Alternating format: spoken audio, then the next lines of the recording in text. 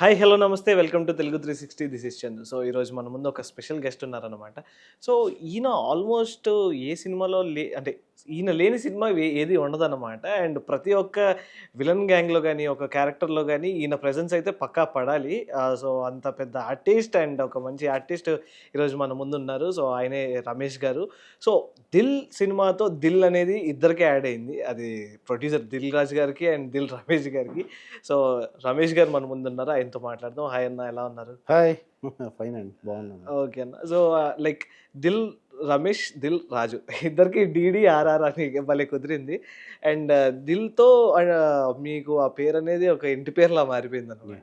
So coming అంటే మీ starting of your journey నుంచి ఇప్పటి వరకు చూసుకుంటే కంటిన్యూస్ ఒక 300 పైన ఫిలిమ్స్, 250 ఫిలిం, 250th ఫిలిం ఇప్పుడు డూయింగ్ నౌ.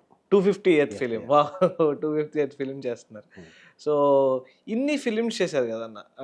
ఇన్ని ఫిలిమ్స్లో మీకు బాగా నచ్చిన ఫిలిము, మీరు బాగా ఎంజాయ్ చేసిన ఫిలిం ఏదైనా? లేదు అలా అంటే యాక్చువల్గా ముందు తెలుగు 360 ప్రేక్షకులకి నన్ను ఈ ఛానల్కి ఆహ్వానించి ఈరోజు ఇంటర్వ్యూ చేస్తున్న ఈ ఛానల్ సిబ్బందికి అందరికీ మీకు ఫస్ట్ నా నమస్కారాలు. Thank you so much. నమస్కారం. అయితే మీరు ఈ 250 సినిమాల జర్నీ 26 ఇయర్స్ నాకు. 26 ఇయర్స్లో 250 మూవీస్, 250 మూవీస్ అంటే ఇది చాలా పెద్ద జర్నీ. అవును. ఎందుకంటే నాకు ఫిల్మ్ ఇండస్ట్రీలో బ్యాక్గ్రౌండ్ లేదు. అవును. నేను ఎక్కడో ప్రకాశం జిల్లా ఏపీలో ప్రకాశం జిల్లాలో కందుకూరు అని ఒక చిన్న టౌన్లో నా విద్యాభ్యాసం, నా ప్రైమరీ అండ్ ఎడ్యుకేషన్ మొత్తం ప్రైమరీ నుంచి పోస్ట్ గ్రాడ్యుయేషను ఆంధ్ర యూనివర్సిటీలో చేసిన గ్రాడ్యుయేషన్ వరకు మా ఊర్లోనే. టిఆర్ఆర్ గవర్నమెంట్ కాలేజ్ అని చాలా ఫేమస్ కాలేజీ. దాంట్లో నేను అప్పట్లో బిఏ చేశాను. తర్వాత ఎంఏ చేసి ఎంఎడ్ చేసి నేను ఒక స్కూల్ కరస్పాండెంట్గా ప్రిన్సిపాల్కి ఒక స్కూల్ ఎస్టాబ్లిష్ చేసి, రెసిడెన్షియల్ స్కూల్, దాన్ని 7-8 ఇయర్స్ రన్ చేసి. స్కూలు మీదే మీ ఓన్ స్కూల్. ఓకే. దెన్ ఆ టైంలోనే మళ్ళీ నేను ఎకనామిక్స్ లెక్చరర్గా పనిచేసి ఇవన్నీ చేస్తూ principal cum teacher cum correspondent నా స్కూల్కి, మీ స్కూల్కి, నా స్కూల్లో. దాంట్లో ఒక 16 మంది స్టాఫ్ ఉండేవాళ్ళు. నేను 70-80 వేలు శాలరీలు ఇచ్చేవాడిని. డిగ్రీ చేస్తూ డిగ్రీ అయిపోయిన సంవత్సరమే స్కూల్ రన్ చేసి, స్కూల్ పెట్టి స్టార్ట్ చేసి నేను పీజీ చేశాను. సో ఇదంతా చేసి ఒక చిన్న ఏజ్లోనే నాకు ఒక రికగ్నైజేషన్ ఉండేది మా ఊర్లో. కానీ నాకు దాన్ని మించి దాన్ని దాటి ఇంకా నాకు ఐడెంటిటీ రావాలి అంటే, ఇప్పుడు బేసిక్గా ఫిల్మ్ ఇండస్ట్రీకి వచ్చిన ఎవరైనా మనీ కోసం రారు. ఫస్ట్ బేసిక్ థింగ్ మనీ, డబ్బు సంపాదించాలి అనే కాన్సెప్ట్ పెట్టుకొని ఫిల్మ్ ఇండస్ట్రీకి ఎవరు రారు యాజ్ అన్ యాక్టర్గా. అవును. ముందు డబ్బు కంటే ముందు ఏంటంటే ఐడెంటిటీ క్రైసిస్ ఉంటుంది ఎవరికైనా. ఇండస్ట్రీకి ఆర్టిస్ట్ కావాలని వచ్చిన యాక్టర్స్ అండ్ యాక్టర్ ఎవరైనా సరే ముందు వాళ్ళకి ఏంటంటే ఐడెంటిటీ క్రైసిస్, వాళ్ళు నోటెడ్ అవ్వాలని చూసుకో. ఐడెంటిటీ కావాలి అనే ఇది బేసిక్గా ఉంటుంది వాళ్ళకి. అలా ఐడెంటిటీ కోరుకున్న వాళ్ళే వస్తారు ఇక్కడికి. సరే, మనీ ఎర్నింగ్ అనేది ఎక్కడైనా మనిషి బ్రతకడానికి కావాలి కాబట్టి ఇక్కడ కూడా కావాలి. అది ఇక్కడ కొంచెం ఎక్కువ కావాలి. అవును. ఈ ఫీల్డ్ అంటే అందరికి తెలిసింది. వెంటనే రిటర్న్స్ ఉండవు కాబట్టి కొంచెం బ్యాకప్ పెట్టుకొని రావాలి తెలిసి ఉంటే. అవును. అవన్నీ తెలియదు కదా. ఆర్టిస్ట్గా రావాలి అనుకున్న ఏజ్లో ఇవన్నీ తెలియదు. వెళ్ళాలి, ఏదో ఒకటి చెయ్యాలి అన్న ఫీలింగ్ ఉంటుంది. అలా నాకు లేదు. నాకు ఎందుకంటే కొద్దిగా గొప్ప మా ఫాదరు చదువుకోలేదు. మాది అగ్రికల్చర్ ఫ్యామిలీ. మా ఫాదర్ ఒక 2.5 ఎకరా ల్యాండ్ ఉన్న చిన్న రైతు. నేను చదువుకున్నాను కాబట్టి ఫిల్మ్ ఇండస్ట్రీకి వచ్చి ఫిల్మ్ ఇండస్ట్రీలో యాక్ట్ చేయాలంటే ఇట్స్ నాట్ ఈజీ. అవును. అంటే ఇంత కష్టం ఉందని తెలియదు, బట్ ఈజీ కాదని తెలుసు. సో ఇక్కడికి రావాలి, ఇక్కడికి వచ్చి మనం స్టాండ్ అవ్వాలి, సెటిల్ అవ్వాలి, స్టాండ్ అవ్వాలి అయితే అంటే ముందు ఫైనాన్షియల్ స్టెబిలిటీ ఉండాలి. అవును. మనం ఫైనాన్షియల్గా ఫిట్గా ఉంటే మనం చేయొచ్చు ఏదైనా అనేది ముందు ఆలోచించి, అందుకే నేను స్కూల్ ఎస్టాబ్లిష్ చేశాను. ఓకే. వేరే ఇద్దరు పార్ట్నర్స్తో, ఫ్రెండ్స్తో కలిపి ఎర్లీ ఏజ్లో స్కూల్ ఎస్టాబ్లిష్ చేసిందే దానికోసం. సో అలా స్కూలు రన్ చేసి, స్కూల్ స్టార్ట్ చేసి అది బాగా సక్సెస్ అయ్యి, ఈలోపు నేను మా టౌన్లో ఒక టీవీ సీరియల్స్ అవి 1-2 టీవీ సీరియల్స్ యాక్ట్ చేశాను. నేను చేశారు, టీవీ సీరియల్స్ కూడా చేశాను. అంటే టీవీ సీరియల్స్ అంటే ఇక్కడ కాదు, లోకల్ లోకల్ షూట్ చేసి యాజ్ ఏ కో ప్రొడ్యూసర్గా నేనే హీరోగా. ఓకే. నారీ మేధం అని ఒకటి ఫస్ట్ 13 ఎపిసోడ్లు చేసాం. ఏ ఇయర్లో వచ్చిందన్న ఇది? అది ఎప్పుడు ఇక్కడికి రాలేదు అసలు. ఇది 1991లో 90లో నాకు డిగ్రీ అయిపోయింది. ఆ సంవత్సరమే నేను స్టార్ట్ చేసి లోకల్, అప్పుడు డిష్ యాంటీనాలు ఉండేవి. ఆ డిష్లో లోకల్ యాడ్స్ అన్ని కలెక్ట్ చేసి ఎపిసోడ్లుగా డివైడ్ చేసి ఆ లోకల్ యాడ్స్ని ఇన్పుట్ చేసి 27 మినిట్స్ 26 మినిట్స్ 4 మినిట్స్ యాడ్లు, ఆ 4 మినిట్స్లో వచ్చే డబ్బులు ప్లస్ నా దగ్గర ఉన్న డబ్బులు క్లబ్ చేసి ఒక 13 ఎపిసోడ్ చేసాం. ఇప్పుడు చేసి అది రిలీజ్ చేస్తే లోకల్లో నాకు 2 అడ్వాంటేజెస్ అన్నమాట. ఒకటి, కృష్ణ చైతన్య రెసిడెన్షియల్ స్కూల్స్ కరస్పాండెంట్గా ఒక అబ్నార్మల్ రెస్పెక్ట్ జనరల్ పబ్లిక్లో. ఓకే. అంటే చిన్న వయసులో స్కూల్ మెగా సక్సెస్. అవును. అది ఆ ఎడ్యుకేషన్ ఇన్స్టిట్యూట్, ఆ స్కూల్ చాలా పెద్ద రేంజ్కి వెళ్ళింది. సేమ్ టైం మళ్ళీ ఎవరు చేయని పని, ఆ సీరియల్ని అప్పట్లో కెమెరాలు రెంట్కి తీసుకెళ్ళి లైట్లు పెట్టి షూటింగ్ చేసి అది మళ్ళా లోకల్లో టెలికాస్ట్ చేస్తున్నప్పుడు మంచి ఇమేజ్. అంటే ఈ చిన్నదానికే ఇంత ఉంటే మనం నిజంగా వెళ్ళి ఫిల్మ్స్లో యాక్ట్ చేస్తే ఎలా ఉంటుంది? సో ఈ ఐడియా అప్పుడు పుట్టిందా మీకు? నేను అసలు సీరియల్ చేసిందే సినిమాలోకి రావటానికి, కానీ హౌ టు గో అనేది తెలియదు. ఇక్కడికి వస్తే ఒకవేళ ఇక్కడ ఎలా యాక్ట్ చేయాలి, యాక్ట్ చేయటం తెలుసు, ఎలా రీచ్ అవ్వాలి, ఏది అప్రోచ్ ఎలా ఎంట్రీ ఎలా అనేది తెలియదు కదా. నాకు ఈ నాటకాలు ఇది చేస్తూనే నేను ప్రజానాట్య మండలిలో యాక్టివ్గా ఉండేవాడిని అప్పుడు స్టూడెంట్ లైఫ్లో. ఓకే. ఆ డిగ్రీ ఇంటర్ అప్పుడు నేను కాలేజీలో కూడా ఫైన్ ఆర్ట్స్ అవన్నీ చూస్తూ అలా అలా అలా డెవలప్ అయింది నాకు ఆ ఐడియా. సో ఆ ఐడియా డెవలప్ అయిన తర్వాత స్కూల్ కూడా ఒక 7 years రన్ చేసినాక ఇంక ఫైనాన్షియల్ ఎస్టాబ్లిష్మెంట్ వచ్చిన తర్వాత ఓకే, ఇంకా నేను వెళ్ళి ఒక 2-3 years పాటు అయినా లైఫ్ అక్కడ లైఫ్ అంతా దాని మీదనే పెట్టి అదే అటెన్షన్ సినిమా ఇండస్ట్రీ మీద పెట్టినా నేను అక్కడ లైఫ్ లీడ్ చేయగలను, డిపెండ్ అవ్వకుండా ఎవరి మీద. అంటే ఫిల్మ్ ఇండస్ట్రీకి వెళ్తానంటే ఎవరు ఒప్పుకోరు. అవును. బేసిక్గా అంటే ఎవరు ఒప్పుకోవడం అంటే మా ఫాదర్ ఒప్పుకుంటాడు. మా ఫాదరు గురించి ఇప్పుడు ఇక్కడ చెప్పాలంటే మా ఫాదరే నాకు పెద్ద సపోర్టు, ఆయనే నాకు గైడ్, ఆయనే నాకు టీచర్ కూడా. ఎందుకంటే ఫిల్మ్ ఇండస్ట్రీకి రావడానికి ఎలా అంటే నాకు ఈ ఆలోచనలు ఉండి నేను ఫిల్మ్ ఇండస్ట్రీకి రావడం కోసం కరాటే నేర్చుకున్నాను. కరాటే రెడ్ బెల్ట్ వరకు చేశాను నేను. ఓకే. నేను బ్రేక్ డాన్స్ నేర్చుకున్నాను అప్పుడు. ఫ్లూటు ఏదన్నా అంటే మ్యూజిక్ సైడ్ ఏదన్నా ఏ రూట్లో వెళ్తే సక్సెస్ అవుతామో తెలియదు కాబట్టి ఫ్లూట్ నేర్చుకున్నాను అప్పుడు. ఓకే. వీటన్నిటికీ అప్పుడు సిచ్యువేషన్ ఏంటంటే పేరెంట్స్ మా ఏరియాలో స్కూలు కాలేజీల కంటే పొలం పనులకి ఇంపార్టెన్స్ ఇచ్చేవాళ్ళు. అవును. బేసిక్ ఎందుకంటే జాబ్ సోర్స్ ఉన్న ఇది కాదు, డ్రై ఏరియా, అంతా చిన్న చిన్న రైతులు. పిల్లల్ని చదివించేటప్పుడు చదువుకి కంటే మామూలుగా న్యాచురల్గా ఫ్యామిలీలో ఉండే పనులకి ఎక్కువ ఇంపార్టెన్స్ ఇచ్చే టైం అన్నమాట అప్పుడు. ఓకే.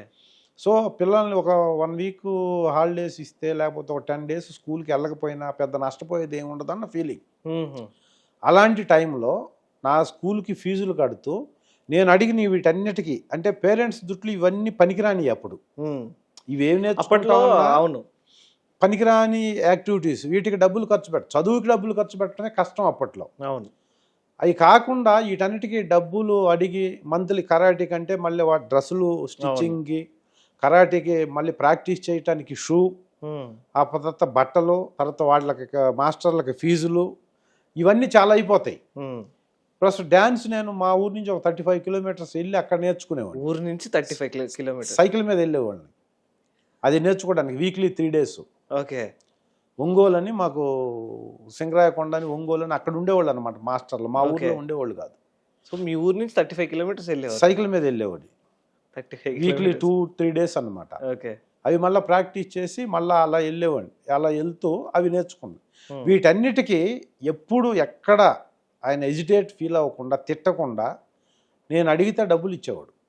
అంటే అవన్నీ ఆయన చేయటం వల్ల ఆయనకు తెలియకుండా నాలో ఈ ఐడియాలజీ ఈ ఐడియా అనేది చంపబడకుండా, ఈ ఐడియా అనేది కిల్ అవ్వకుండా అది నాతో పాటు పెరిగి పెద్ద ట్రావెల్ అయింది. ఎందుకంటే నాకు కరాటే వచ్చు, నాకు డ్యాన్స్ వచ్చు, లేకపోతే ఫ్లూట్ వచ్చు. నేను జిమ్కి వెళ్తున్నాను. జిమ్కి వెళ్తే జిమ్ము కొత్తగా స్టార్ట్ చేస్తే జిమ్కి కూడా డబ్బులు అడిగితే ఇవన్నీ దేనికోసం అనకుండా డబ్బులు ఇచ్చేవి. వీటన్నిటికీ మంత్లీ చాలా ఎక్స్పెన్సివ్ ఉండేది అప్పుడు. అవును. సో ఇదన్నీ తెలుసు కాబట్టి నాకు ఆ ఐడియా ఇంకా డెవలప్ అయింది. ఇవన్నీ తెలిస్తేనే కదా మనం వెళ్ళగలం. అవును. కాబట్టి నేర్చుకుంటున్నాం కదా, వెళ్ళాలి కదా. చాలా కాన్షియస్ గా మీరు ఏ పాత్రలో వెళ్తే ఏం చేసుకోవాలని చెప్పేసి మొత్తం అన్ని నేర్చేసుకున్నారు. అన్నీ నేర్చుకుంటూ వెళ్ళాము. అప్పుడు ఆ ఇంట్రెస్ట్ కాబట్టి బేసిక్గా కాలేజీలో ఈ డ్రెస్సింగ్లో ఒక సపరేషను, ఇంకా అన్నిట్లో అంటే మనం I will become a artist, actor అనేది అలా ఉండేది. నా పక్కన ఉన్న ఫ్రెండ్స్ కూడా అలా చెప్తుండేవాళ్ళు. అంటే నువ్వు ఇక్కడ ఉండి టైం వేస్ట్ అవుతామో, వెళ్ళి ట్రై చేయాలి కదా, ఇక్కడ ఉంటే ఇంతవరకే పరిమితం కదా అని. సో ఇవన్నీ యాడ్ ఆన్ అయ్యి నాకు లాస్ట్కి ఒక 5 day డెసిషన్ తీసుకొని ఓకే ఇంకా మనం హైదరాబాద్ వెళ్ళి ట్రై చేయాలని డెసిషన్ తీసుకున్నప్పుడు అవన్నీ వదిలేసా. అంటే స్కూల్ ఇచ్చేసాను, మా దగ్గర స్టాఫ్కి ఇచ్చేసి లెక్చర్ మొత్తం మేనేజ్మెంట్ వదిలేసా మొత్తం కంప్లీట్. ఇక్కడికి వచ్చేటప్పటికి అక్కడ ఇంకేం లేవు, ఈ అటాచ్మెంట్స్ ఏం లేవు, మొత్తం అన్ని కట్ చేసేసారు, అన్నీ తీసేసాను. సెటిల్ చేసుకొని హైదరాబాద్ వచ్చాను. వచ్చిన తర్వాత 1-2 daysలో తెలిసిపోయింది నాకు మనం ప్లాట్ఫామ్, మనం కేర్ ఆఫ్ రోడ్. ఇంకా యాక్టర్ అవ్వటం అనేది మనం అనుకున్నంత ఈజీ కాదు, అసలు చాలా కష్టం ఇది. సో ఎవరు తెలియకుండా వచ్చాము హైదరాబాద్కి. ఎలా అవ్వాలి? ఒకరోజు అన్నపూర్ణ స్టూడియోలో దగ్గర ఉన్నాం, లోపలికి వెళ్ళలేకపోయాం. రెండో రోజు ఎక్కడో ఫిల్మ్ ఛాంబర్లో వెయిట్ చేసాం ఒక రోజు అంతా.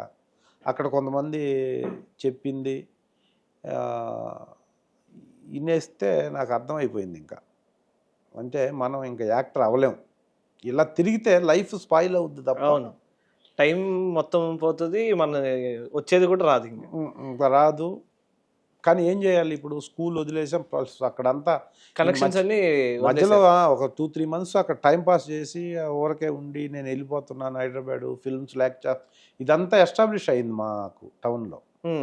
సో మళ్ళీ వెనక్కి తిరిగి వెళ్తే ఇంపాసిబుల్, వెనక్కి వెళ్ళడం అనేది ఇంపాసిబుల్. బట్ ఇక్కడ చేయలేం. అక్కడ ఫిల్మ్ ఛాంబర్లో నేనున్నప్పుడు నేను ఫస్ట్ చంద్రమౌళి గారని ఒక ఆర్టిస్ట్ని నేను ఫస్ట్ టైం హైదరాబాద్ వచ్చిన తర్వాత నేను చూసిన మొట్టమొదటి ఆర్టిస్టు చంద్రమౌళి గారు అని. ఆయన లేరు ఇప్పుడు, చనిపోయారు మొన్న ఒక 2 years బ్యాక్, పెద్ద ఆయన. ఆయన కూడా నేను మా ఊర్లో ఉన్నప్పుడు నా దృష్టిలో హైదరాబాద్లో కారులో లైఫ్ లీడ్ చేస్తుంటాడు, మంచి కారులో తిరుగుతుంటాడు అని నా ఇమాజినేషన్. ఎందుకు? ఆయన కూడా చాలా సినిమాల్లో కనపడుతుండేవాడు. నేను విపరీతంగా సినిమాలు చూసేవాడిని. ఆయన పెద్ద మనుషుల్లో వీటిల్లో ప్రతి సినిమాలో అప్పుడు సెంటిమెంట్ సినిమాల్లో కనపడుతుండేవాడు. నాకు ఆయన కూడా ఎస్టాబ్లిష్డ్ ఆర్టిస్ట్ నా దృష్టిలో. అంటే జనరల్ పబ్లిక్ అయితే తెలీదు, నేను అంత క్లీన్గా అబ్జర్వ్ చేసి సినిమాలు చూసేవాడిని కాబట్టి నాకు తెలుసు ఆయన. సో మనం ఆయన మంచి పొజిషన్లోనే ఉంటాడు డెఫినెట్గా. మనం కనీసం ఇలాంటి క్యారెక్టర్లన్నా చేయలేకపోతామా అనే ఫీలింగ్ కదా నాకు. నేను వచ్చి రెండో రోజు ఛాంబర్ దగ్గర నిలబడి ఉన్నప్పుడు అన్నపూర్ణ స్టూడియో గేట్ లోపలికి వెళ్ళలేకపోవటం వల్ల నేను డిస్టర్బ్ అయిపోయాను బాగా. అసలు లోపలికి వెళ్ళలేకపోతే మనం యాక్టింగ్ ఎలా చేస్తాం అసలు? అవును, మనకు అంత ఉంది ఇంత ఉంది అనుకొని మనల్ని మనం ఎక్కువ ఊహించుకొని మరి ఇప్పుడు బావిలో ఉన్న కప్ప సముద్రం అంటే అదే అనుకుంటాం. అవును.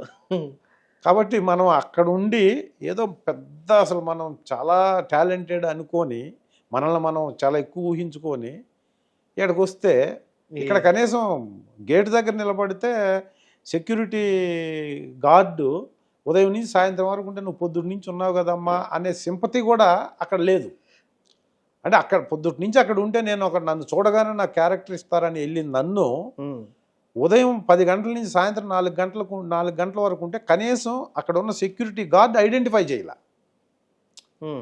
మీరు ఉదయం నుంచి ఉన్నావు కదమ్మా అని కూడా అనకుండా ఎప్పుడు అడిగినా లేదు మీరు అసలు వెళ్ళడానికి లేదు, ఇక్కడ చాలా పెద్ద లోపల సెక్యూరిటీ ఉంటుంది అది ఇది అని చెప్తే ఊరి నుంచి వచ్చాం కదా ఇక ఏం మాట్లాడాలో తెలియదు. ఆ కాన్ఫిడెన్స్ లెవెల్స్ మొత్తం దిగిపోయింది, చాలా దిగిపోతాయి సాయంత్రానికి. అలాగా ఇంటికి వెళ్ళిపోయి నేను దిల్సుఖ్ నగర్లో కొత్తపేటలో రెంట్ హౌస్ తీసుకొని చాలా ఎస్టాబ్లిష్ చేసి, అంటే ఇక్కడికి అన్నపూర్ణ స్టూడియోకి వచ్చి నిలబడిన దాకా నేను ఆర్టిస్ట్ అన్న ఫీలింగే నాకు.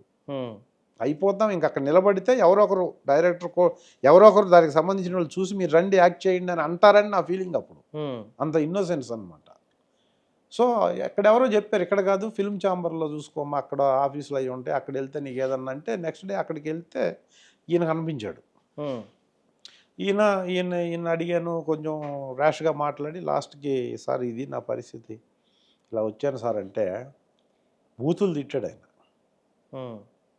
బూతులు అంటే ఇప్పుడు నన్ను ఎవరన్నా అదే పొజిషన్లో ఎవరన్నా అడిగితే నేను కూడా అదే పొజిషన్లో చెప్తాను. ఎందుకంటే ఇది ఈజీ కాదు కాబట్టి.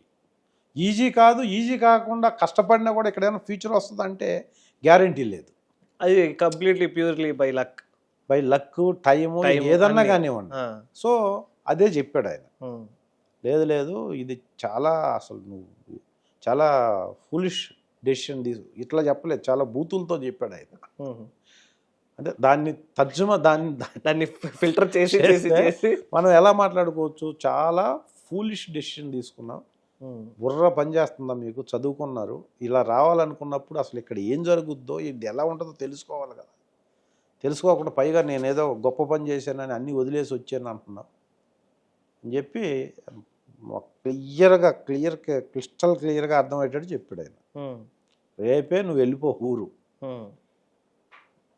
ఇక ఇక్కడ ఏం పని చేయదు, నువ్వు ఎంత లైఫ్ మొత్తం వేస్ట్ అయిపోద్ది అని పాపం చెప్తే నాకు అర్థమైపోయింది. ఇంకా మనం యాక్టర్ అవ్వలేము, మొత్తం కాన్ఫిడెన్స్ మొత్తం పోయింది. పోయిన తర్వాత నాకు ఇంక ఊరు వెళ్ళలేం కాబట్టి ఈనాడులో జాయిన్ అయినప్పుడు రిపోర్టర్ ఈనాడు మా సోమాజి కూడా ఈనాడు మెయిన్ ఆఫీసులో మార్కెటింగ్ ఆఫీసర్గా జాయిన్ అయ్యాను. వేరే రికమెండేషన్ పెట్టి విత్ ఇన్ 1 వీక్లో మళ్ళీ జాబ్లో జాయిన్ అయ్యా. అక్కడ శాలరీ ఎంత? అది 6,000 శాలరీ.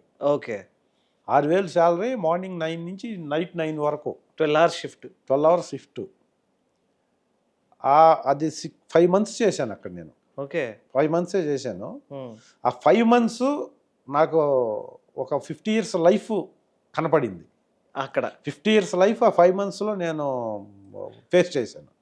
అంటే ఈ బాధపడని క్షణం లేదనమాట ఆ 5 months. ఏంటంటే లైఫ్ ఓవర్ నైట్లో చేంజ్ అయిపోద్ది, ఓడలు బళ్ళు అవుతాయి, బళ్ళు ఓడలు అవుతాయి అని అంటారు కదా సామెత. అది నాకు డైరెక్ట్గా అప్లికబుల్ అయ్యింది. దానికి ఎగ్జాంపుల్ నేనే. అంటే ఇప్పటికి ఒక 5 months అక్కడ చేరిన 5 months వర్క్ చేశాను. ఫస్ట్ సెకండ్ మంత్లో ఒక 2 నెలల క్రితం నేనేంటి, 2 నెలల తర్వాత నేనేంటి చూస్తే అన్నీ పోయినాయి. అంటే నాకు శూన్యంలాగా కనపడింది లైఫ్. ఇంకా అప్పుడు ఆ ఈనాడులో కూడా ఎందుకు జాయిన్ అయ్యానంటే రామోజీ ఫిల్మ్ సిటీ కన్స్ట్రక్షన్ జరుగుతున్న టైం అది.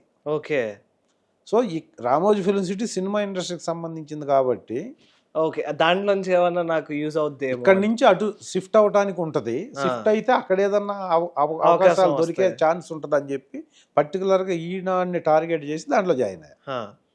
జాయిన్ అయిన తర్వాత 5 months తర్వాత నాకు అక్కడ ఉన్న ఒక కొలీగ్ వల్ల ఒక చిన్న ల్యాబ్లో ఒక ఎంప్లాయ్మెంట్ ఉంది అనేది తెలిసింది. ఆ ల్యాబ్ ఏంటి అంటే నాకు సినిమాకు సంబంధించిన ల్యాబ్ అని చెప్పారు వాళ్ళు, అంతే.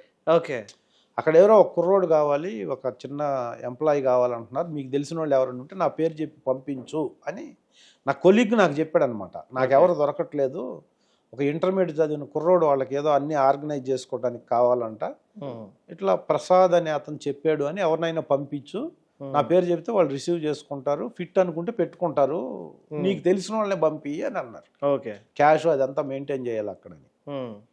అప్పుడు నేను చాలా డిస్టర్బ్డ్గా ఉన్నాను ఈ జాబ్లో. సో ఒక సండే నేనే వెళ్ళాను ఇంటర్వ్యూ అంటే వాళ్ళని కలవడానికి నేను జస్ట్ ఓకే వెళ్ళి కలిసి మాట్లాడితే ఆయన ఎవరంటే మర్యాద రామన్నలో విలన్గా చేసిన ప్రసాద్ ల్యాబ్కి అప్పుడు ఎండీగా ఉన్న నాగినీడి గారు.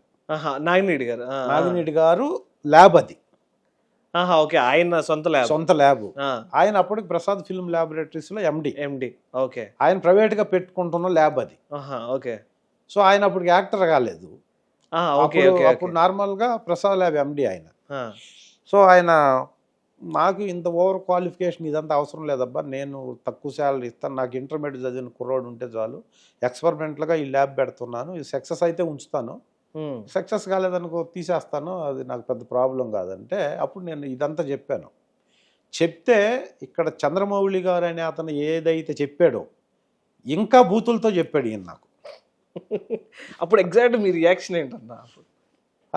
రియాక్షన్ అప్పటికే నాది మొత్తం అంతల్లో అసలు ఆయన మొత్తం జీరో చేసేసారు, తర్వాత ఈయన ఇంకా జీరో చేశారు. ఈయన ఎత్తుకోవటమే బూతులతో స్టార్ట్ చేశాడు. ఎందుక ఇలాంటి వాళ్ళు ఇలా ఇంత చదువుకొని ఇంత ఇంత ఎడ్యుకేషన్ ఉండి ఇంత తెలివి ఉండి మీరు ఎందుకో ఎలా వస్తారు ఇక్కడికి, మళ్ళీ అన్నీ తీసేసుకొని వచ్చాను, నేను ఇంత చదువుకున్నానని చెప్తాను, సిగ్గు అనిపించట్లేదని, అసలు తెలివి పనిచేస్తుందా మీకు అని చెప్పి, ఏం అవసరం లే, నువ్వు నా దగ్గర వద్దు, ఊరు మళ్ళీ వెళ్ళలేని అంటున్నావు, ఊరు వెళ్ళకపోతే ఇప్పుడు ఈనాడులో జాయిన్ అయ్యావు, అది మంచి బ్రాండు, సరే అప్పటికే నేను మ్యారీడ్. ఓకే, అప్పటికే నేను మ్యారీడ్, ఫ్యామిలీ ఒక దీంతో వచ్చావు ఇక్కడికి, సరే సిటీ లైఫ్ లీడ్ చేయాలని నీ ఫేట్లో ఉంటే, నీకు రాసి ఉంటే వచ్చావు ఇక్కడికి. సో ఈనాడు మంచి బ్రాండ్ కాబట్టి దాంట్లో ఉండు, ఈ ప్రొఫెషనరీ టైం అయిపోయి మెయిన్ జాబ్ పర్మనెంట్ అయితే మంచి శాలరీ ఇస్తారు, మంచి బ్రాండ్ అది, అక్కడ జాబుల కోసం చచ్చిపోతున్నారు చాలామంది ఆ బ్రాండ్లో దొరకాలని, నువ్వేదో వచ్చి అక్కడ సెట్ అయ్యావు కదా, అది కంటిన్యూ చేయి, నా దగ్గరకు వస్తే ఏముంది అది ఇది అని అన్నాడు. లేదు సార్ నేను దాంట్లో కూడా ఉండను, నాకు ఎందుకంటే నాకు మొత్తం ఇదే సార్ సినిమా, ఇప్పుడు నన్ను ఎవరన్నా మోసం చేయాలంటే ఇప్పుడు ఈజీ, సినిమా పేరు చెప్పి నేను బతకడానికి హైదరాబాద్ రాలేదు సార్, నా యాంబిషన్ ఫిల్ చేసుకోవటానికి వచ్చాను నేను, సో డబ్బులు మ్యాటర్ పక్కన పెట్టండి అని చెప్పి కన్వే చేసి మాట్లాడితే చివరికి ఆయనకి ఇవ్వటం ఇష్టం లేక ఆయన ఏం చెప్పాడంటే 1500 శాలరీ ఇస్తాను నేను, 1300 salary, 180 rupees general bus pass ఇస్తాను, వాడెక్కడో దిల్షునగర్లో ఉన్న పంజాగుట్టలో ల్యాబ్ అది, నువ్వు ప్రతిరోజు వచ్చిపోవడానికి నీకు బస్ పాస్ లేకపోతే నేను ఇచ్చే శాలరీ అప్ అండ్ డౌన్ సరిపోద్ది నీకు బస్కి, సో నేను బస్ పాస్కి సపరేట్గా ఇచ్చి 1300 శాలరీ ఇస్తాను. ఓకే, ఇదే నేను ఇవ్వగలిగింది, నాకు క్వాలిఫికేషన్ ఇంత అవసరం లేదు, నువ్వు అంటే ఆయన ఏమంటే ఇది ఇలా డిస్కరేజ్ చేస్తే వెళ్ళిపోతాడు వీడు, ఇంకా పెద్దగా 6000 శాలరీ ఎందుకు వదులుకోరు కదా అని చెప్పేస్తే, నేను మనీ మ్యాటర్ కాదన్నా, సరే మీరు అంతే ఇవ్వండి సార్, మీరు ఎంత ఇవ్వగలరో అంతే ఇవ్వండి, నేను ఎప్పటి నుంచి రమ్మంటారని చెప్పి నేను మళ్ళీ అక్కడ మానేసానని వాళ్ళకి ఇంటిమేట్ చేయకుండానే మళ్ళీ ఇక్కడికి వచ్చాను నేను, ఇక్కడ జాయిన్ అయ్యాను. ఇక్కడ జాయిన్ అయ్యి వర్క్ చేస్తున్నాను, ఇంకా ఆయనకి నచ్చిందనమాట నా డిస్కషను.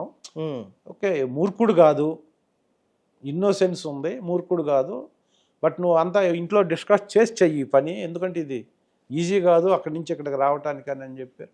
సరే ఇంక ఇంట్లో చెప్పానని చెప్పి చెప్పకుండానే ఇక్కడికి వచ్చి ఇక్కడ జాయిన్ అయ్యి 2.5 years చేశా ల్యాబ్లో.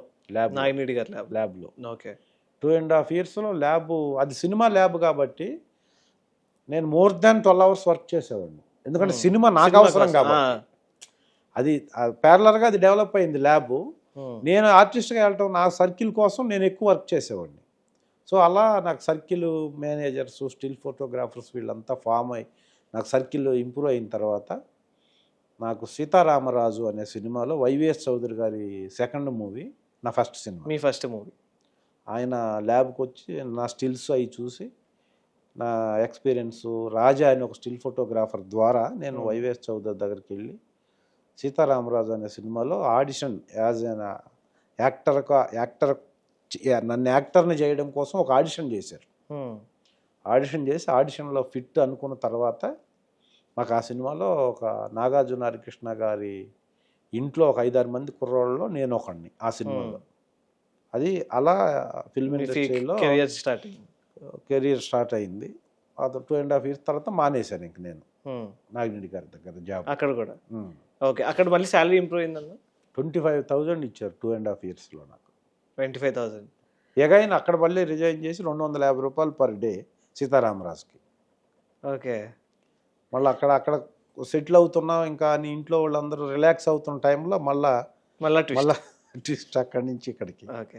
అండ్ ఎప్పుడైనా ఇంట్లో ఏదైనా అన్నారా అన్న మీరు ఇలా, అంటే ఫస్ట్ స్కూల్ దగ్గర నుంచి చూసుకున్నా కానీ కంప్లీట్ హై బడ్జెట్ నుంచి మళ్ళీ 6,000 చాలా లోకి పడిపోయింది, మళ్ళీ 6,000 నుంచి మళ్ళీ 1,300 మళ్ళీ లోకి పడిపోయింది, మళ్ళీ 1,300 నుంచి మళ్ళీ 25,000 వచ్చింది, 25,000 నుంచి మళ్ళీ 250 రూపీస్.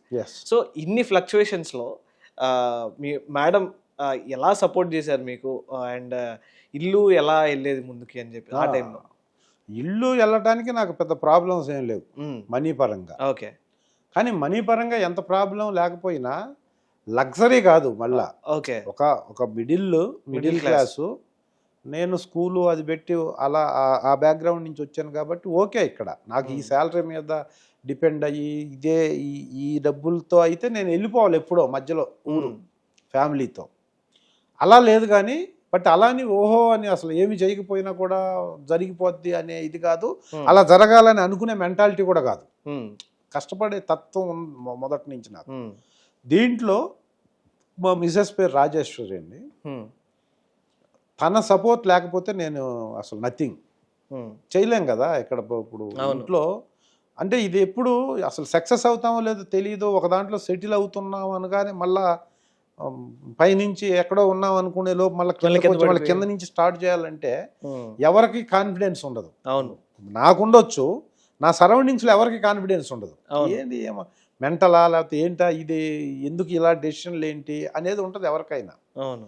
ఆ ప్రాసెస్లో మా అమ్మ నాన్న, నాకు ఒక సిస్టరు, వాళ్ళు సెటిల్ అయిపోయారు ముందే. మా అమ్మ నాన్న కానీ మా మిసెస్ కానీ, మా మిసెస్ సైడ్ మా మామయ్య వాళ్ళు కానీ అత్తయ్య కానీ ఎవరు నన్ను డిస్టర్బ్ చేసిన వాళ్ళు లేరు.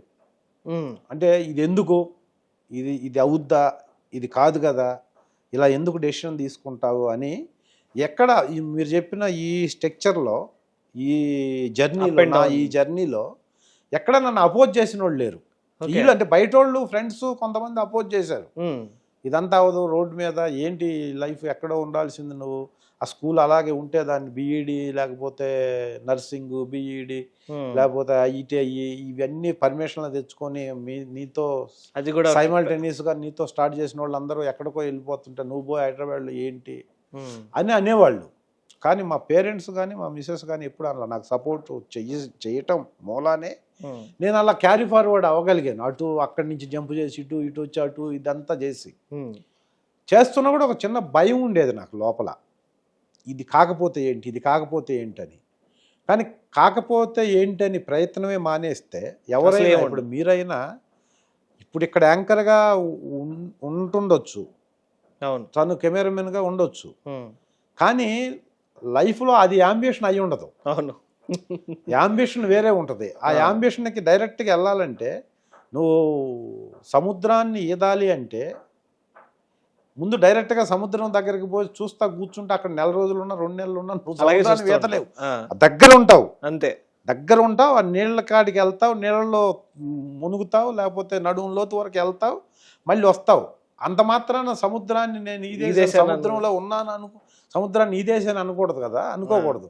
సముద్రంలో నువ్వు ఈత కొట్టి లైవ్లో ఉండాలి అంటే నువ్వు ముందు చిన్న వాగుల్లోనో వంకల్లోనో ఎక్కడో నీకు అనుకూలమైన ప్లేస్లో నువ్వు ఈత నేర్చుకోవాల్సిందే. అవును, ఆ ఈత నేర్చుకునే ప్రాసెస్లో ఇప్పుడు మీరు ఇక్కడ ఉండొచ్చు, తను అక్కడ ఉండొచ్చు, కానీ అది బేస్ ఏంది, సముద్రాన్ని ఈదాలో లేకపోతే నేను ఈత స్విమ్మింగ్ అనే దాంట్లో నేను ఎక్స్పర్ట్ కావాలి, ఎక్స్పర్ట్ అయిన తర్వాత వేరే గోల్స్ ఉంటాయి. అవును. సో నువ్వు ప్రయత్నమే చేయకుండా పోయి అక్కడ నిలబడుతున్నావు అనుకోండి, అది సక్సెస్ అవ్వదు కదా, శూన్యం, అది దానివల్ల ఉపయోగం ఉండదు. అవును. అందుకే శ్రీశ్రీ ఒక మాట చెప్తాడు, ఒక మనిషి ప్రయత్నిస్తూ మరణిస్తే విజయం సాధించినట్టే, ప్రయత్నం విరమించిన ఆ క్షణమే మనిషి మరణించినట్టు. సో ఇప్పుడు నేను ప్రయత్నం చేస్తూ ఉన్నా, ఒక 100 మంది ప్రయత్నం చేస్తారు ఒక దానికోసం, 100 మంది సక్సెస్ అవ్వకపోవచ్చు, బట్ ప్రయత్నం చేసిన ప్రతి ఒక్కడు సక్సెస్ అయినట్టే. మిలిటరీకి వెళ్ళిన ప్రతి సోల్జరు కార్గిల్ వార్ లాంటి యుద్ధం చేయలేకపోవచ్చు, యుద్ధం వస్తే మన దేశం మీద చైనాకు పాకిస్తాన్కి యుద్ధం వస్తే యుద్ధంలో పార్టిసిపేట్ అందరూ సైనికులు నేవీ, ఎయిర్ ఫోర్స్, మిలిటరీలో కొంతమందికే పని ఉంటుంది. అవును, కొన్ని ఫోర్సెస్ ఉంటాయి. కొన్ని ఫోర్సెస్కి కొంత లిమిటెడ్లోనే పని ఉంటుంది. దేశంలో ఉన్న ప్రతి ఒక్కరు యుద్ధం చేయాలంటే ప్రపంచ యుద్ధం రావాలి. అవును. సో యుద్ధం చేయకపోయినా సోల్జర్ అయిన ప్రతి ఒక్కడు దేశ సేవ చేసినట్టే. అంతే. దేశ సేవ చేసే ప్రతి ఒక్కడు యుద్ధం చేయలేకపోవచ్చు. అలాగే ప్రయత్నం చేసే ప్రతి ఒక్కడు విజయం సాధించలేకపోవచ్చు. కానీ ప్రయత్నం చేసిన ప్రతి ఒక్కడు విజేతే. ప్రయత్నం చేయకుండా నువ్వు ఆ ప్రయత్నాన్ని విరమించి ఎక్కడో ఇంట్లో కూర్చొని పగటి కాలంలో పనికి చేయడం, రాత్రి కాలంలో నిద్రకు చేయటం అని. అందుకు నేనేమనుకునేవాడిని అంటే ప్రయత్నం చేయాలి కదా మనం. ఫస్ట్ మనమైతే మనం ట్రై చేయాలి. హైదరాబాదు కందుకూరులో ఎడ్యుకేషన్ ఇన్స్టిట్యూట్స్ అంటూ వదిలేసి, ఇది నేను నా ఒక్కడి కోసం చెప్పట్లేదు, జనరల్గా అన్ని ఫీల్డ్లోకి వచ్చి నేను ఒక గోల్ రీచ్ అవ్వాలి అనుకునే ప్రతి ఒక్కళ్ళకి ఇది అడాప్ట్ అవ్వాలి. నేను ఎక్కడో కందుకూరు నుంచి అన్నీ వదిలేసి కొంత డబ్బులు పట్టుకొని హైదరాబాద్ వచ్చి యాక్ట్ చేయడానికి వచ్చి హైదరాబాద్లో ఉన్నంత మాత్రాన నేను సక్సెస్ అవను. ప్రయత్నం చేస్తున్నట్టు కూడా కాదు అది. అవును.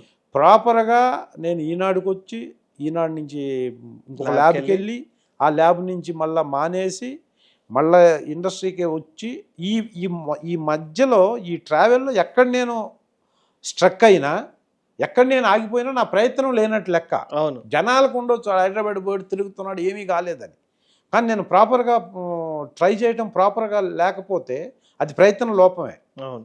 సో నేను ప్రాపర్గా గ్రౌండ్ వరకు దీనికోసం వెళ్ళి అప్పుడు కూడా మనం సక్సెస్ కాకపోతే ఓకే, లైఫ్ అంతా వేస్ట్ అయిపోతుంది. ఈ జీవితానికి ఒక మనిషికి ఒకటే జీవితం కాబట్టి ఒకటే దాని మీద నేను చచ్చినా బ్రతికినా ఆర్టిస్టే అని చెప్పేసి అక్కడే రోడ్ల మీద తిరగటం అనేది మూర్ఖత్వం. అది చేయకూడదు మనిషి.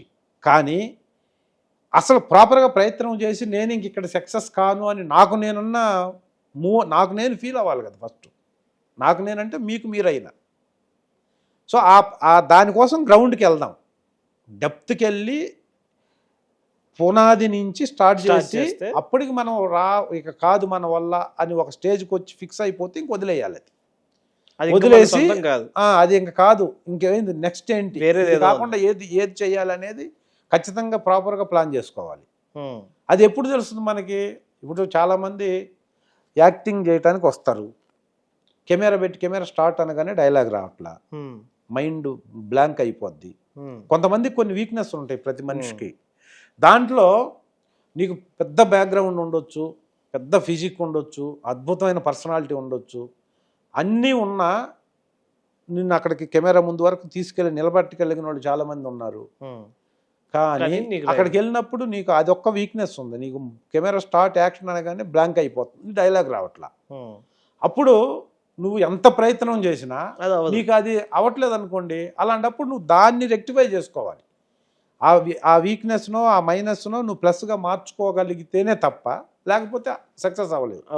అలా నాకేమన్నా ఉందా, నేను కామన్ సెన్స్ ఉందా లేదా నాకు? అసలు నేను అక్కడ చేశాను ఓకే, బాయిలో కప్పన్నాం కదా అక్కడ వరకు ఓకే. ఏ చెట్టు లేని కాడ ఆముదపు చెట్టే మహావృక్షం అంటారు.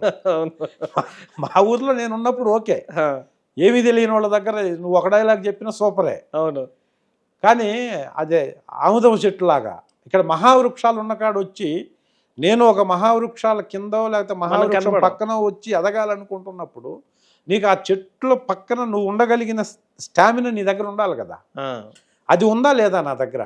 ఫస్ట్ అది ఉండి ఇస్తే చేయగలుగుతున్నాం. కామన్ సెన్స్ అంటే ఇంగిత జ్ఞానం, వాళ్ళు ఏం చెప్తే అది అర్థం చేసుకునే గ్రాస్పింగ్ ఉంది, చేయగలుగుతున్నాను, డైలాగ్ బాగా ఏ ఎమోషన్లో కావాలో చెప్పగలుగుతున్నాను. ఇవన్నీ ప్రయత్నం అంటే ఇదే. ఊరక ప్రయత్నం అంటే మనం కలవాల్సిన ఒక డైరెక్టర్ని 100 సార్లు కలవటం కాదు, ఇప్పటికైనా ఎప్పటికైనా. దానికి ప్రాపర్గా నటించడానికి కావలసిన ఎన్విరాన్మెంట్ మనం క్రియేట్ చేసుకొని ఆ ఎక్విప్మెంట్ మనం ఓన్ చేసుకుంటున్నామా లేదా అవన్నీ టెస్ట్ చేసుకుంటూ ఓకే నేను చేయగలను, ఏదన్నా టప్మని ఏదన్నా ఒక దాంట్లో చేయగలను. మళ్ళీ ఇదంతా ప్రాక్టీస్ కావాలి, ఇదంతా కాన్ఫిడెన్స్ లెవెల్స్ బిల్డప్ చేసుకుంటూ ఉండాలి, చేసుకుంటూ ప్రయత్నం చేయాలి. అందుకోసం అని నేను ఇవన్నీ చేసేవాడిని. ఇది అక్కడి నుంచి ఇక్కడికి, ఇక్కడి నుంచి అక్కడికంటే వెళ్తేనే మనకేమీ లేనప్పుడు మనకున్న రూట్లో ఏ రూట్లో వెళ్తే మనం సక్సెస్కి నియర్ బై వెళ్ళగలం అనే పాయింట్లో వెళ్తున్న ప్రాసెస్లో నా లైఫ్లో ఉన్న మెయిన్ పర్సన్స్ ఎవరు నన్ను హద్దులు క్రియేట్ చేసి నన్ను ఆపడానికి ప్రయత్నం చేయాలి. అది చాలా హెల్ప్ఫుల్ అయింది మీకు. అది పెద్ద హెల్ప్. ఎందుకంటే నీ వల్ల ఏమవుద్ది, ఇప్పుడు మనం గొర్రెను తీసుకొని పోతుంటే గొర్రె కాదు అది పొట్టేలని చెప్పి 10 మంది చెప్తే మనకి డౌట్ వస్తుంది. అలా నీ వల్ల కాదు, నీ వల్ల కాదు, ఇక్కడ ఏముంది, కష్టాలు ఉన్నాయి, డబ్బులు అయిపోతున్నాయి, లేకపోతే మనకు సక్సెస్ రాదు, ఎవరు ఉన్నారు, బ్యాకప్ లేదు, అది దాన్ని అంటూ ఉన్నారనుకోండి, మనకి కాన్ఫిడెన్స్ పోతాయి. అదే మీరు చేయొచ్చు, చేయగలరు, ఏముంది, అది పెద్ద కష్టమేం కాదు, కాకపోతే 1 సంవత్సరం 2 సంవత్సరాలు 3 సంవత్సరాలు పడుతుంది అనేవాళ్ళు ఉంటే మన పక్కన, కాన్ఫిడెన్స్ లేని వాళ్ళకి కూడా కాన్ఫిడెన్స్ బిల్డప్ అవుతుంది. అవును. అలాగా నా కాన్ఫిడెన్స్ బిల్డప్ అవటానికి మొదట స్థితిలో మా నాన్నగారు మా అమ్మగారు కారణం అయితే, ఇక్కడికి వచ్చి ప్రాక్టికల్గా ఆ ప్రయత్నం చేస్తున్నప్పుడు సర్టన్ ఇన్కమ్ మనకు లేకపోయినా, సర్టన్ సక్సెస్, సర్టన్ అసలు ఎంట్రీ లేకపోయినా, ప్రయత్నం చేస్తున్నప్పుడు ఆ ప్రయత్నాన్ని విరమించుకో, లేకపోతే ప్రయత్నాన్ని ఆపు, ఇది కాదు ఆ జాబ్ కంటిన్యూ అయిపో అని చెప్పేసి నన్ను కంట్రోల్ చేయడానికి ప్రయత్నం చేయాల్సింది మా మిస్సెస్సే. ఆమె చేయలేదు.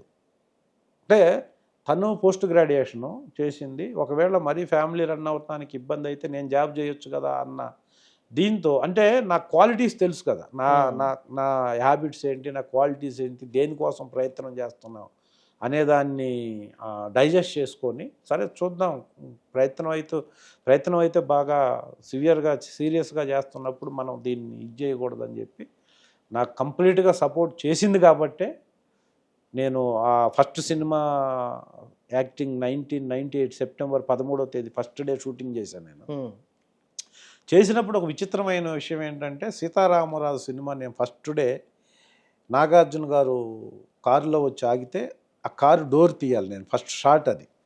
ఆ రోజు ఓపెనింగ్ అయిన తర్వాత అదే రోజు నాకు ఫస్ట్ ఆ షాట్ చేయడానికి నేను అసిస్టెంట్ డైరెక్టర్ వచ్చి పిలిస్తే, మిమ్మల్ని అక్కడ రమ్మంటున్నారంటే లీ ప్యాలెస్ అని ఉంది బేగంపేటలో, దాంట్లో షూటింగ్ ఆ రోజు.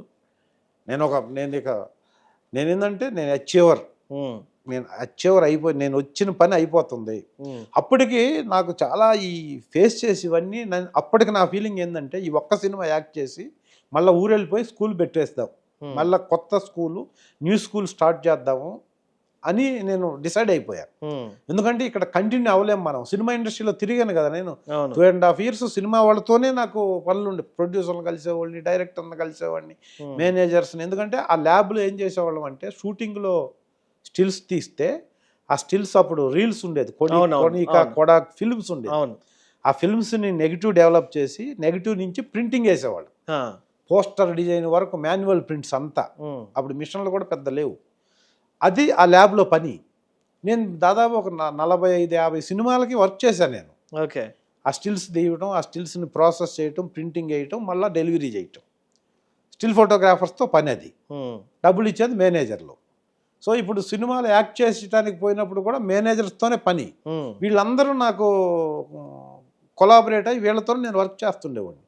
ఈ ప్రాసెస్లో నాకు సినిమా అంటే ఏంటో తెలిసింది. ఫస్ట్ సినిమా వాళ్ళంతా వస్తే ల్యాబ్లో కూర్చున్నప్పటి నుంచి బాధలే చెప్పేవాళ్ళు.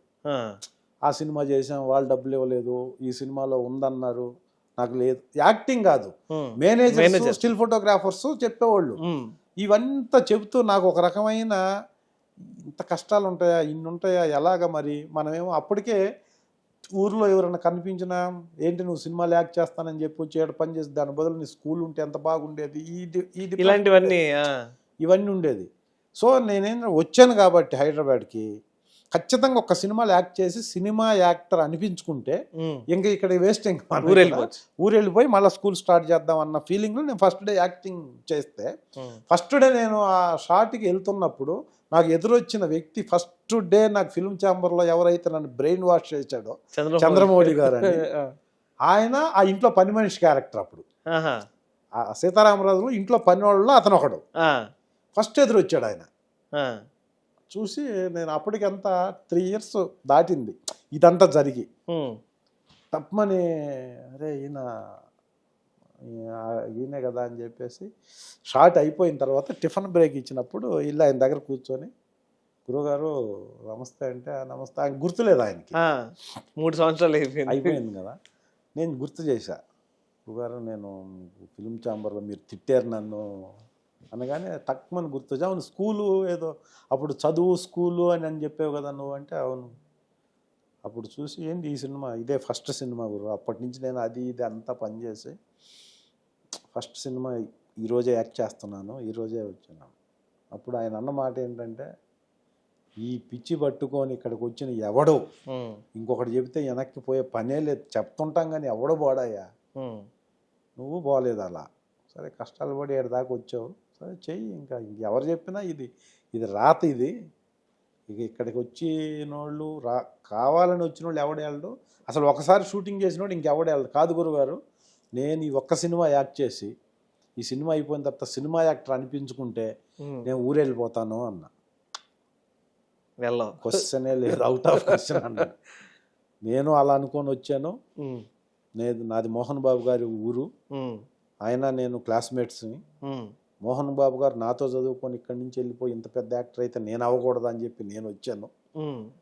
నేను చూశారు కదా ఆయన కారు అన్నాను కదా అప్పుడు మర్చిపో, ఆయన చిన్న లోనా మీద వచ్చాడు ఫిల్మ్ ఛాంబర్కి, మీ ఇమాజినేషన్లో ఆయన కారు. అప్పుడు ఆయన గురువుగా ఏమండి మీరు సినిమా యాక్టర్ కదా అంటే, అయితే ఏంటి అని ఒక పెద్ద భూత పదం వాడి, కాదండి మీరు కారు ఉండాలి కదా మీకు అంటే, అప్పుడు చెప్పాడు నాకు ఎంత ఇస్తారు, నేను ఇచ్చేదానికి నేను ఇంకా దీంట్లో తిరుగుతున్నాను, చాలామందికి ఇది కూడా లేదు, మీరు అనుకున్నంత దూరపు కొండలు నునుపు అనుకుంటారు కదా, ఆడికి వెళ్తే తెలుస్తుంది అది, ఇది కూడా అంతే అని చెప్పాడు నాకు అప్పుడు వెనక్కి వెళ్ళిపోమ్మని. ఇప్పుడు చెప్పాడు మళ్ళీ ఆయన, ఇంకా నువ్వు వెళ్ళే పని ఉండదు, నువ్వు అడుక్కు తినటమైన ఏడే జరుగుద్ది, ఈ పెద్ద ఆర్టిస్టులు అవటం ఇవన్నీ ఏమి ఉండవులే, కానీ నువ్వు వెళ్ళలేవమ్మా, సరే ఇదేదో చేస్తున్నావు కదా జాగ్రత్తగా చేసుకో అని అన్నాడు ఆయన. ఆ సినిమా, ఆ సీతారామరాజు సినిమా ఏ డేలో నేను ఏ ముహూర్తంలో వెళ్ళానో యాక్ట్ చేయటానికి, ఆ రోజు నుంచి ఈ రోజు 250th ఫిలిం జరుగుతుంది. ఈ మధ్యలో ఎన్ని కష్టాలు లేకపోతే ఇబ్బందులు అవన్నీ ఉండొచ్చు మనిషికి. ఇప్పుడు మనుషులకి ఇప్పుడు చెట్టు ఉంటుంది, చెట్టు ఎంత గట్టిగా ఉన్నా, చెట్టు ఎంత బలంగా ఉన్నా, కాలానుగుణంగా పళ్ళు వస్తుంటాయి, పువ్వులు వస్తుంటాయి, ఆకులు వస్తుంటాయి, రాలిపోతుంటాయి. మనిషి అన్నవాడు ఎంత సెల్ఫ్ కాన్ఫిడెన్స్తో ఉన్నా, ఎంత ఆత్మధైర్యము ఆత్మగౌరవంతో ఉన్నా, మనిషి అన్నవాడికి కష్టాలు కన్నీళ్ళు నష్టాలు వస్తుంటాయి, అలాగే పోతుంటాయి. అవి వచ్చినప్పుడు ఆ మనిషి ఎవడైనా తడబడకుండా సరిగ్గా నిలబడగలిగినోడే జీవితంలో సక్సెస్ అవుతాడు. ఇది నేను మొదటి నుంచి నమ్మేవాడిని. సో ఈ ప్రాసెస్లో ఎన్ని కష్టాలు వచ్చినా నేను తడబడ్డానేమో కానీ నిలబడటం మర్చిపోలే ఈ రన్నింగ్లో. సో అలా కష్టపడ్డాను. కానీ ఎందుకు సినిమా ఇండస్ట్రీకి వచ్చానని ఏ రోజు నేను రిగ్రెట్ ఫీల్ అయిందే లేదు ఈ రోజు వరకు. ఎందుకంటే దానికి కారణం ఏంటంటే, ఈ ప్రపంచంలో ఒక మనిషికి రెంటి కోసమే బ్రతుకుతాడు. ఇది సైంటిఫిక్ అనాలిసిస్. ఫస్ట్ ఇప్పుడున్న జనరేషన్లో మనీ ఎర్నింగ్ కోసం బ్రతుకు, డబ్బు సంపాదించాలనేదే మెయిన్ టార్గెట్. అవును, ఇప్పుడున్న జనరేషన్. అవును, నేను చూశాను మా జనరేషన్లో డబ్బుకి ఇంత ఇంపార్టెన్స్ లేదు. నోటి మాటకి విలువ ఉన్న రోజుల నుంచి నోటు మాటకు కూడా విలువ లేని రోజుల్ని చూస్తున్నాం ఇప్పుడు. సో ఇప్పుడు ప్రతి మనిషి ప్రపంచంలో ఉన్న 89% అంటే 89% of the people ideology only money earning. ప్రపంచం మొత్తం 840 కోట్లు దగ్గర ప్రపంచంలో. ఈ జనాలు ఏ దేశానికి పోయినా ఏ మనిషిని చూసినా 89% of the people main motto డబ్బు సంపాదించాలి. డబ్బు సంపాదించిన తర్వాత మనిషి ఎయిమ్ ఏంటంటే ఐడెంటిటీ క్రైసిస్, గుర్తింపు రావడం. డబ్బు సంపాదించడం, సొసైటీలో గుర్తింపు గౌరవాన్ని పొందడం. బిగినింగ్ స్టేజ్లో ఇది ఉండదు. ఒక్క సినిమా యాక్టర్ అవ్వాలనుకున్నోడికి తప్ప నేను రికగ్నైజేషన్ కావాలనుకునేది, అదర్ దాన్ సినిమా ఇండస్ట్రీ రావాలనుకున్న వాళ్ళు మైండ్ సెట్ ఎలా ఉంటుందంటే డబ్బు సంపాదించాలి అంతే. ఈ డబ్బు ఒకసారి నువ్వు సంపాదించడం స్టార్ట్ అయిన తర్వాత నువ్వు కారు కొనాలనుకుంటావు, లేకపోతే పెద్ద విల్లా కొనాలనుకుంటావు, లేకపోతే ఇంకొక ఏదో ఒక ప్యాలెస్ కొనాలి. ఇవంతా దేనికి? మనిషి బ్రతకడానికి కాదు, బ్రతకడానికి కొంత డబ్బు ఉంటే చాలు మనిషికి. అవును. ఇది అది పెరిగే కొద్దీ అది పెరగాలనే థాట్ ఉండేదే రెస్పెక్ట్ కోసం. రెస్పెక్ట్ ఎప్పుడు వస్తుంది? ఐడెంటిటీ వచ్చినప్పుడు వస్తుంది. ఈ ఐడెంటిటీ రెస్పెక్ట్ కావాలి అనేది అప్పుడు అది ఎప్పుడు వస్తుంది? మళ్ళీ ఎగైన్ సినిమా ఇండస్ట్రీలో లేకపోతే టీవీనో లేకపోతే పొలిటీషియన్ ఇదే గుర్తింపు కాకుండా ఇలాంటి ఈ ఫీల్డ్కి రావాల్సిందే. అవును. సో ఈ రెండు కోసమే మనిషి బ్రతుకుతున్నాడు. ఐడెంటిటీ, డబ్బు సంపాదించాలి, ఐడెంటిటీ రావాలి. ఇవి రెండు ప్రపంచంలో ఒకదానితో ఒకటి లింకప్ అయి ఉండేది. ఒకటి వస్తే ఇంకొకటి వచ్చేది ఓన్లీ సినిమా ఫీల్డ్. అవును. మరి ఈ సినిమా ఫీల్డ్లో నేను ఇప్పుడు మీరు నన్ను ఇంటర్వ్యూకి పిలిచి ఇక్కడ కూర్చోబెట్టి నన్ను ఇంటర్వ్యూ చేస్తున్నారంటే 1,00,000 మంది సినిమా ఇండస్ట్రీలో ఉంటే 10,000 మంది నటించే వాళ్ళు ఉంటారు. అవును. ఐడెంటిటీ, మీరు కెమెరామెన్స్ని ఇంటర్వ్యూ చేస్తారు, ఎడిటర్స్ని ఇంటర్వ్యూ చేస్తారు, యాక్టర్స్ని ఇంటర్వ్యూ చేస్తారు. మరి అంతా అన్ని డిపార్ట్మెంట్స్ కలిపి హైదరాబాద్లో ఈజీగా ఒక 15-20,000 మెంబర్స్ ఉంటారు ఈజీగా అన్ని డిపార్ట్మెంట్స్ కలిస్తే. దాంట్లో మీరు ఒక 5,000 మంది అన్ని క్రాఫ్ట్స్లో 24 క్రాఫ్ట్స్ కలిసి ఒక 5,000 మంది క్యాపబిలిటీ ఉండి ఎలిజిబిలిటీ ఉన్నోళ్ళు ఉంటారు ఇలాంటి టీవీ ఛానల్స్లో వచ్చి కూర్చొని ఇంటర్వ్యూ చేయటానికి. అవును. మరి దాంట్లో యాజ్ యాక్టర్స్ని తీసుకుంటే ఒక 1,000 మంది ఉంటారు, ఒక 700 మంది 600 మంది ఉన్నారనుకోండి ఐడెంటిటీ ఉన్నోళ్ళు. ఆ ఐడెంటిటీ ఉన్న 700 మందిని మీరు ఇంటర్వ్యూ చేయాలనుకోరుగా. ఒక 100 మందినో 200 మందిలో వీళ్ళుంటే బాగుండు అనుకుంటారు. ఆ ఫేజ్లో నేను ఉన్నానా? అవును. ఉంటేనే నా కోసం ఇప్పుడు మీరు ఇప్పటి నుంచి కాదు, ఒక 6 నెలల నుంచో ఇంటర్వ్యూకి అడుగుతున్నారు. నేను మీ షెడ్యూల్ నేను ఇప్పుడు కూడా ఇంటర్వ్యూస్ ఎందుకు చేయాలనుకుంటున్నానంటే ఇప్పుడు కొత్తగా వెబ్ సిరీస్లు వచ్చినాయి. అవును. సినిమా ఇండస్ట్రీకి ఈక్వల్గా వెబ్ సిరీస్లు జరుగుతాయి ఓటీటీ ప్లాట్ఫామ్స్లో. నేను ఈ మధ్య పరువు అని ఒక అద్భుతమైన వెబ్ సిరీస్ G5లో చేశాను. పరువు చిరంజీవి గారి పెద్దమ్మాయి గోల్డ్ బాక్స్ ఎంటర్టైన్మెంట్స్ బ్యానర్లో చేసింది. దాంట్లో నాగబాబు గారికి ఆపోజిట్గా సుభాషం అని ఒక స్ట్రగ్లర్ ఎమ్మెల్యే కావాలని ట్రై చేసి ఒక స్ట్రగ్లర్ క్యారెక్టర్ చేశాను. అద్భుతమైన పేరు వచ్చింది నాకు. అది వెబ్ సిరీసే, G5లో ఉంది ఇప్పుడు. అలా నెట్ఫ్లిక్స్కి, అమెజాన్ ప్రైమ్కి కూడా తెలుగు నుంచి చాలా హాట్ షాట్ ఈ ఆహా వీటన్నిటికి వెళ్తున్నాయి. వాళ్ళు ఏం చేస్తున్నారంటే ఢిల్లీలో ఎక్కడో కూర్చొని ఆర్టిస్ట్ని సెలెక్ట్ చేస్తున్నారు. వాళ్ళకి వెబ్ మీడియాలో ఆర్టిస్ట్ ఉండాలి, ట్రెండింగ్లో వాళ్ళు నెట్ రేటింగ్ చూస్తే దిల్ రమేష్ అని చెప్పగానే దిల్ రమేష్ ఎవరు, ఎందుకు ఈ ఆర్టిస్ట్ నీ క్యారెక్టర్కి ఆ డైరెక్టర్ రెఫర్ చేశారు మాకు అని నెట్ఫ్లిక్స్ అనుకోండి, అదంతా ఢిల్లీలో ఉంటుంది వాళ్ళ ఆర్గనైజేషన్ అంతా. వాళ్ళకి ఈ ఆర్టిస్ట్ లిస్టు పంపించాలి. వాళ్ళకి ఎక్కడ మన తెలుగు ఆర్టిస్టులు తెలియదు. వాళ్ళు ఇప్పుడు దిల్ రమేష్ అనేవాడు స్టేచర్ ఏంటి, అతని కెపాసిటీ ఏంటి, అతనికి అసలు ఎంత ఇది ఉంది అని చెప్పి ఎక్కడ చూసుకుంటారు వాళ్ళు? వీళ్ళు ఇచ్చేది సరిపోవట్లేదు వాళ్ళకి ఇన్పుట్. అప్పుడు నెట్లో కొడితే మన ఇంటర్వ్యూసో లేకపోతే మన ఈ మెయిల్లోనో లేకపోతే వీటిల్లో మనం ఏంటి మన స్టామినా తెలియాలి. సో ఎక్కువ ఇంటర్వ్యూస్ అవి చూస్తున్నారు వాళ్ళు. సో ఇప్పుడు ఇక్కడ తెలుగులో ఏ పాపులరు, ఆ పాపులర్ ఉన్న దాంట్లో అసలు ఇతను ఉన్నాడా, ఉంటే ఇతను యాక్చువల్గా ఆ రేంజ్ ఉంటే ఉంటాడు కదా అని దీన్ని బట్టి వాళ్ళు సెలెక్ట్ చేస్తున్నారట. అంటే ఇండస్ట్రీ అనేది మారిపోయింది ఈ ఫేజ్లో. సో ఓకే, మనల్ని అడుగుతున్నప్పుడు చాలా రోజుల నుంచి చాలామంది అడుగుతున్నారు, మనకు టైం లేదని చెప్పి. మనం అయితే మనకు ప్రొఫెషనల్గా కూడా ఇప్పుడు ఈ జనాలు మనకు మామూలుగా మీ తెలుగు 360 ఆడియన్సో లేకపోతే ఇంకొక ప్రేక్షకులు కాదు. ఇక్కడ నాకు కూడా ఈ ఇంటర్వ్యూస్ చాలా అవసరమైంది. మీరు పిలుస్తున్నారని మీకోసమే కాదు, ఇది వచ్చి చేయటం వల్ల నాకు ప్రొఫెషనల్ సాటిస్ఫాక్షన్తో పాటు యూజ్ఫుల్ అన్నమాట. ఇప్పుడు సో అందుకోసం చేయాలనుకున్నాను. చేసే ప్రాసెస్లో సరే మనకి ఇప్పటికి సింక్ అయింది, వచ్చి చేస్తున్నాం. ఇంతకు చెప్తుంది ఎందుకంటే ఇప్పుడు నేను ఇక్కడ కూర్చున్నానంటే నేను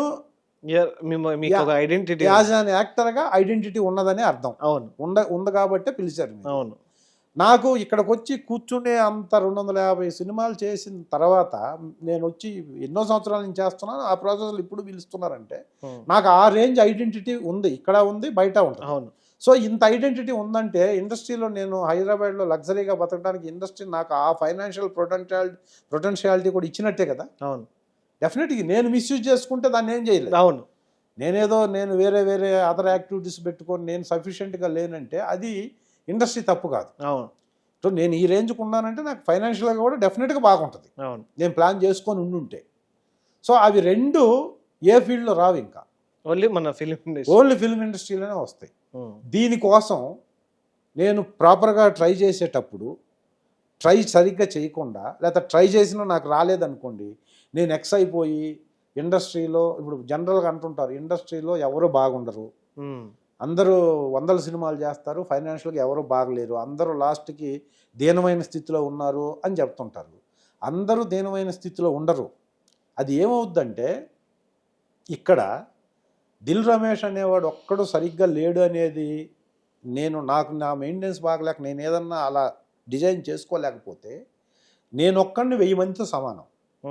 జనరల్ పబ్లిక్లో ఇది క్రియేటివ్ ఫీల్డ్ కాబట్టి దీంట్లో ఎక్కువ అందరూ ఇక్కడే సస్టైన్ చేస్తారు కాబట్టి జనరల్ పబ్లిక్ అంతా ఈ 250 సినిమాలు చేసిన దిల్ రమేష్ అనేవాడే బాగలేకపోతే ఇంతకంటే తక్కువ స్టేజ్లో ఉన్న వాళ్ళందరూ ఇలాగే ఉంటారు కదా అవును అని ఇమాజిన్ చేసుకుంటారు అంతే. ఒక పాయింట్ లో ఫిక్స్ అయిపోతారు అంతే.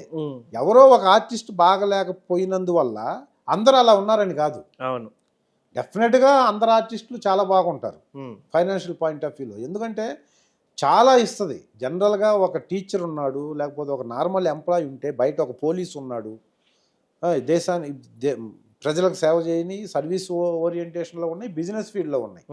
నార్మల్గా ఒక పర్సన్కి వచ్చేదానికంటే ఫిల్మ్ ఇండస్ట్రీలో చిన్న ఐడెంటిటీ వచ్చినా కూడా సినిమా ఇండస్ట్రీ చాలా ఇస్తుంది.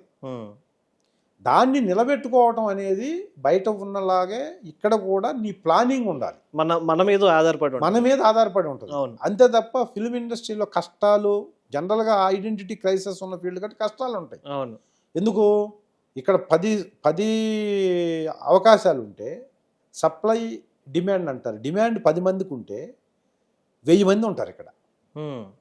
ఎందుకుంటారో ఆ 10 మందిలో ఆ సక్సెస్ అయ్యే 10% రేషియోలో నేను ఉండాలి అని. అవును, ఆ క్రైసిస్ ఉన్నోళ్లే కదా ఉంటారు. సో కాంపిటీషన్ ఎక్కువ ఉంటుంది కాబట్టి ఆ కాంపిటీషన్లో తట్టుకొని మనల్ని మనం ప్రూవ్ చేసుకొని మనకు అవకాశాలని క్రియేట్ చేసుకొని సృష్టించుకొని అవకాశాలు వెంట పరిగెత్తి అవకాశాన్ని దక్కించుకొని దాన్ని సక్సెస్ఫుల్గా నువ్వు మళ్ళా దాన్ని చేసుకోగలిగితే కూడా నువ్వు ఎంత టైం ఉంటావో తెలియదు. అవును, ఫ్యూచర్లో మరి ఎక్కడి వరకు వెళ్తామో కూడా మనకు తెలియదు. ఆ మూవీతో ఆగిపోవచ్చు, లేదా నెక్స్ట్ ఇంకో 2 మూవీలతో ఆగిపోవచ్చు. ఎక్కడికి వెళ్తాం తెలియదు. ఇదంతా ఉంటుంది కాబట్టి ఇక్కడ ఇంత కష్టం ఉంటుంది కాబట్టి ఇక్కడ ఎన్ని సంవత్సరాలైనా కష్టపడాలి వచ్చినోడు. నేను ఇదంతా చెప్పింది దానికోసం. సర్టెన్ పీరియడ్ వరకు కష్టపడి ఆగిపోతానంటే కుదరదు. నేను అందుకనే ప్రాపర్గా ట్రై చేసి నా వల్ల కాదు అనుకున్నప్పుడు పక్కెళ్ళిపోవాలి. నా వల్ల అవుతుంది, నేను చేయగలను బ్రహ్మాండంగా, ఒక ఎమోషనల్ డైలాగ్ చెప్తే అద్భుతంగా చేయగలను, నేను ఏదైనా చేయగలను అనుకున్నా కూడా అది నీ కాన్ఫిడెన్స్ బిల్డప్ చేసుకుని నీకు అవకాశం వచ్చినప్పుడు దాన్ని కరెక్ట్గా యూటిలైజ్ చేసుకోవటం కోసం నీ కెపాసిటీ ఉపయోగపడుతుంది. బట్ నీకు అసలు అవకాశం రావాలి కదా.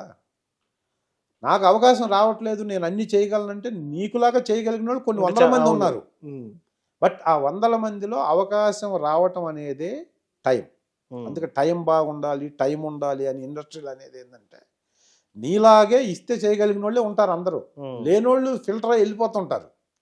చెయ్యగలిగిన వాళ్ళలో కూడా కాంపిటీషన్లో నీకు అవకాశం రావాలి. అది ఎలా వస్తుంది అనేది ఎవరికి తెలియదు.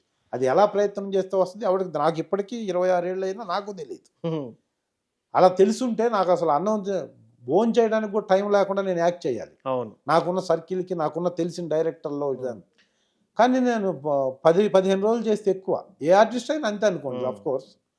కాబట్టి ఇక్కడ ఏంటంటే అంత నీకు ఐడెంటిటీ, డబ్బులు, ప్రపంచంలో ఒక మనిషికి కావాల్సిన పీక్ స్టేజ్లో ఒక మనిషికి కావాల్సినవి అవి రెండు ఇక్కడ వచ్చేటప్పుడు నువ్వు దీని మీద ఆసక్తి చూపిస్తారు. చూపించినప్పుడు ఒక టార్గెట్, ఒక 5 ఏళ్లలో నాకు రావాలి, 10 ఏళ్లలో నాకు రావాలి, ఈ టార్గెట్ ఈ టైం పీరియడ్లోనే నేను సక్సెస్ అవ్వాలని పెట్టుకొని కాకపోతే వెళ్ళిపోవటం అనేది ఫూలిష్నెస్. జీవితాంతం జీవితం మొత్తం కష్టపడినా తప్పు లేదు నా దృష్టిలో. ఎందుకంటే నువ్వు ఒకసారి సక్సెస్ అయితే అన్నీ వచ్చేస్తాయి, నీకు వస్తూ ఉంటాయి, ఇంక తర్వాత వస్తూ ఉంటాయి. నువ్వు అలా అని చెప్పి ఆపకూడదు. ఆపితే ఇంకా అది నీ కర్మ ఇంకా అంతే.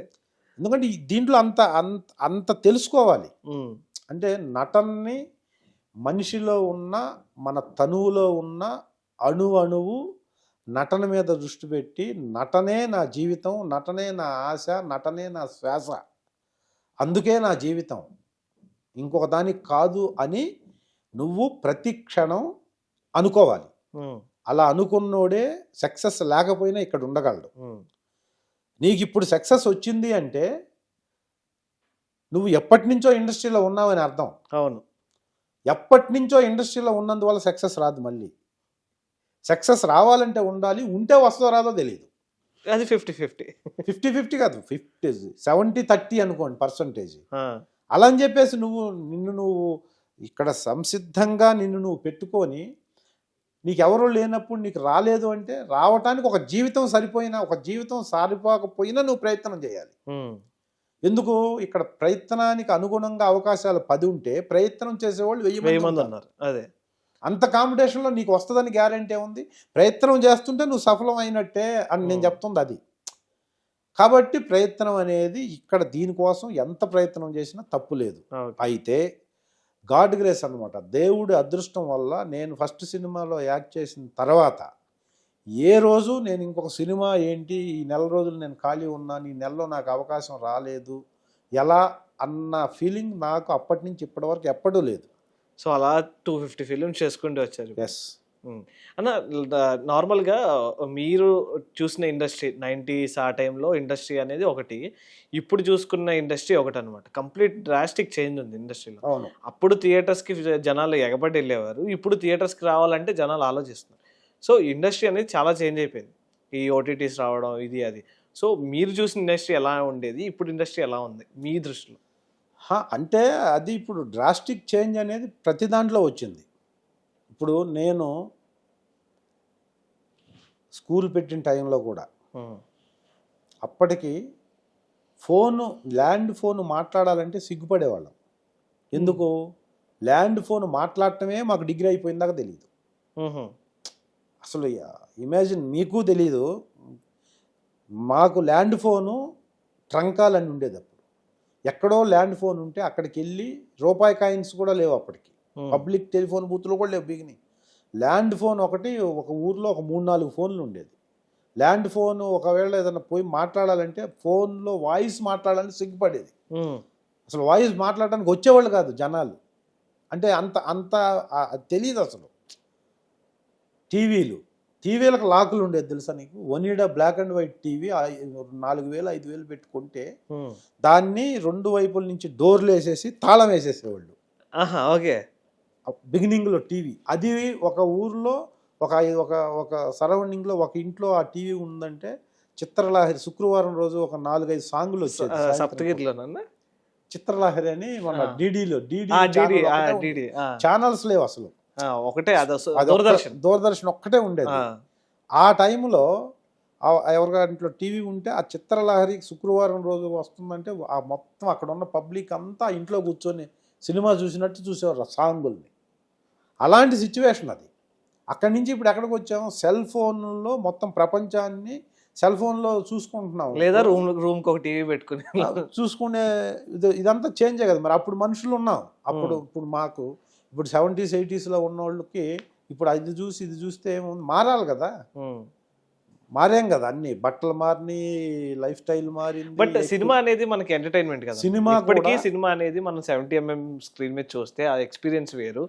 అలాంటి సినిమాలో ఆడిషన్స్ కానివ్వండి, మీరు ప్రయత్నించేటప్పుడు మనం ఒక ఆఫీస్కి వెళ్ళి ఆడిషన్ చేసుకోవాలి, లేదు అంటే మన ఒక ఆల్బమ్ తీసుకొని వెళ్ళి మన ప్రొఫైల్ చూపించుకోవాలి. బట్ ఇప్పుడు ఆడిషన్స్ అన్ని డిజిటలైజ్డ్ అయిపోయి, సో ఇలాంటి చేంజెస్ అండ్ ఇండస్ట్రీకి ఇప్పుడు ఏమైందంటే అప్పట్లో మీరు ఆడిషన్ ఇవ్వాలి, ఫిజికల్గా మీరు ప్రజెంట్ చేయాలి, ఇది అది అయిపోయింది. బట్ ఇప్పుడు యూట్యూబ్ వచ్చింది, డిజిటల్ మన సొంతంగా మనం ఆపర్చునిటీస్ క్రియేట్ చేసుకొని అది డెవలప్ అవ్వడానికి చూపిస్తుంది. సో అలాంటి చేంజెస్ అని చెప్పి అడిగాను. అవును, అది ఇప్పుడు యాక్సెప్ట్ చేయాల్సిందే. మనం కొత్తగా ఉన్నాయి ప్రతిరోజు కొత్తగా, ఎప్పుడు ఏ మీడియం వస్తుందో లేకపోతే ఎక్కడ ఏది టెక్నాలజీని అడాప్ట్ చేసుకోవటం, ఇవన్నీ ఇప్పుడు ఏజ్ పెరిగే కొద్ది కష్టం. బట్ అయినా ఇక్కడ సస్టైన్ అవ్వాలంటే నేర్చుకోవాల్సిందే, చేయాల్సిందే. ఎవరైనా ఇప్పుడు సాఫ్ట్వేర్ జాబ్స్ కానీ, ఫిల్మ్ ఇండస్ట్రీ, ఇప్పుడు నేను వచ్చినప్పుడు ఫిల్మ్ ఉండేది, పెద్ద కెమెరా ఉండేది, స్టార్ట్ కెమెరా యాక్టింగ్ బొయ్యి అని తిరిగేది. అది ఆ సౌండ్కి సగం బ్రెయిన్ ఆబ్సెంట్ అయ్యేది.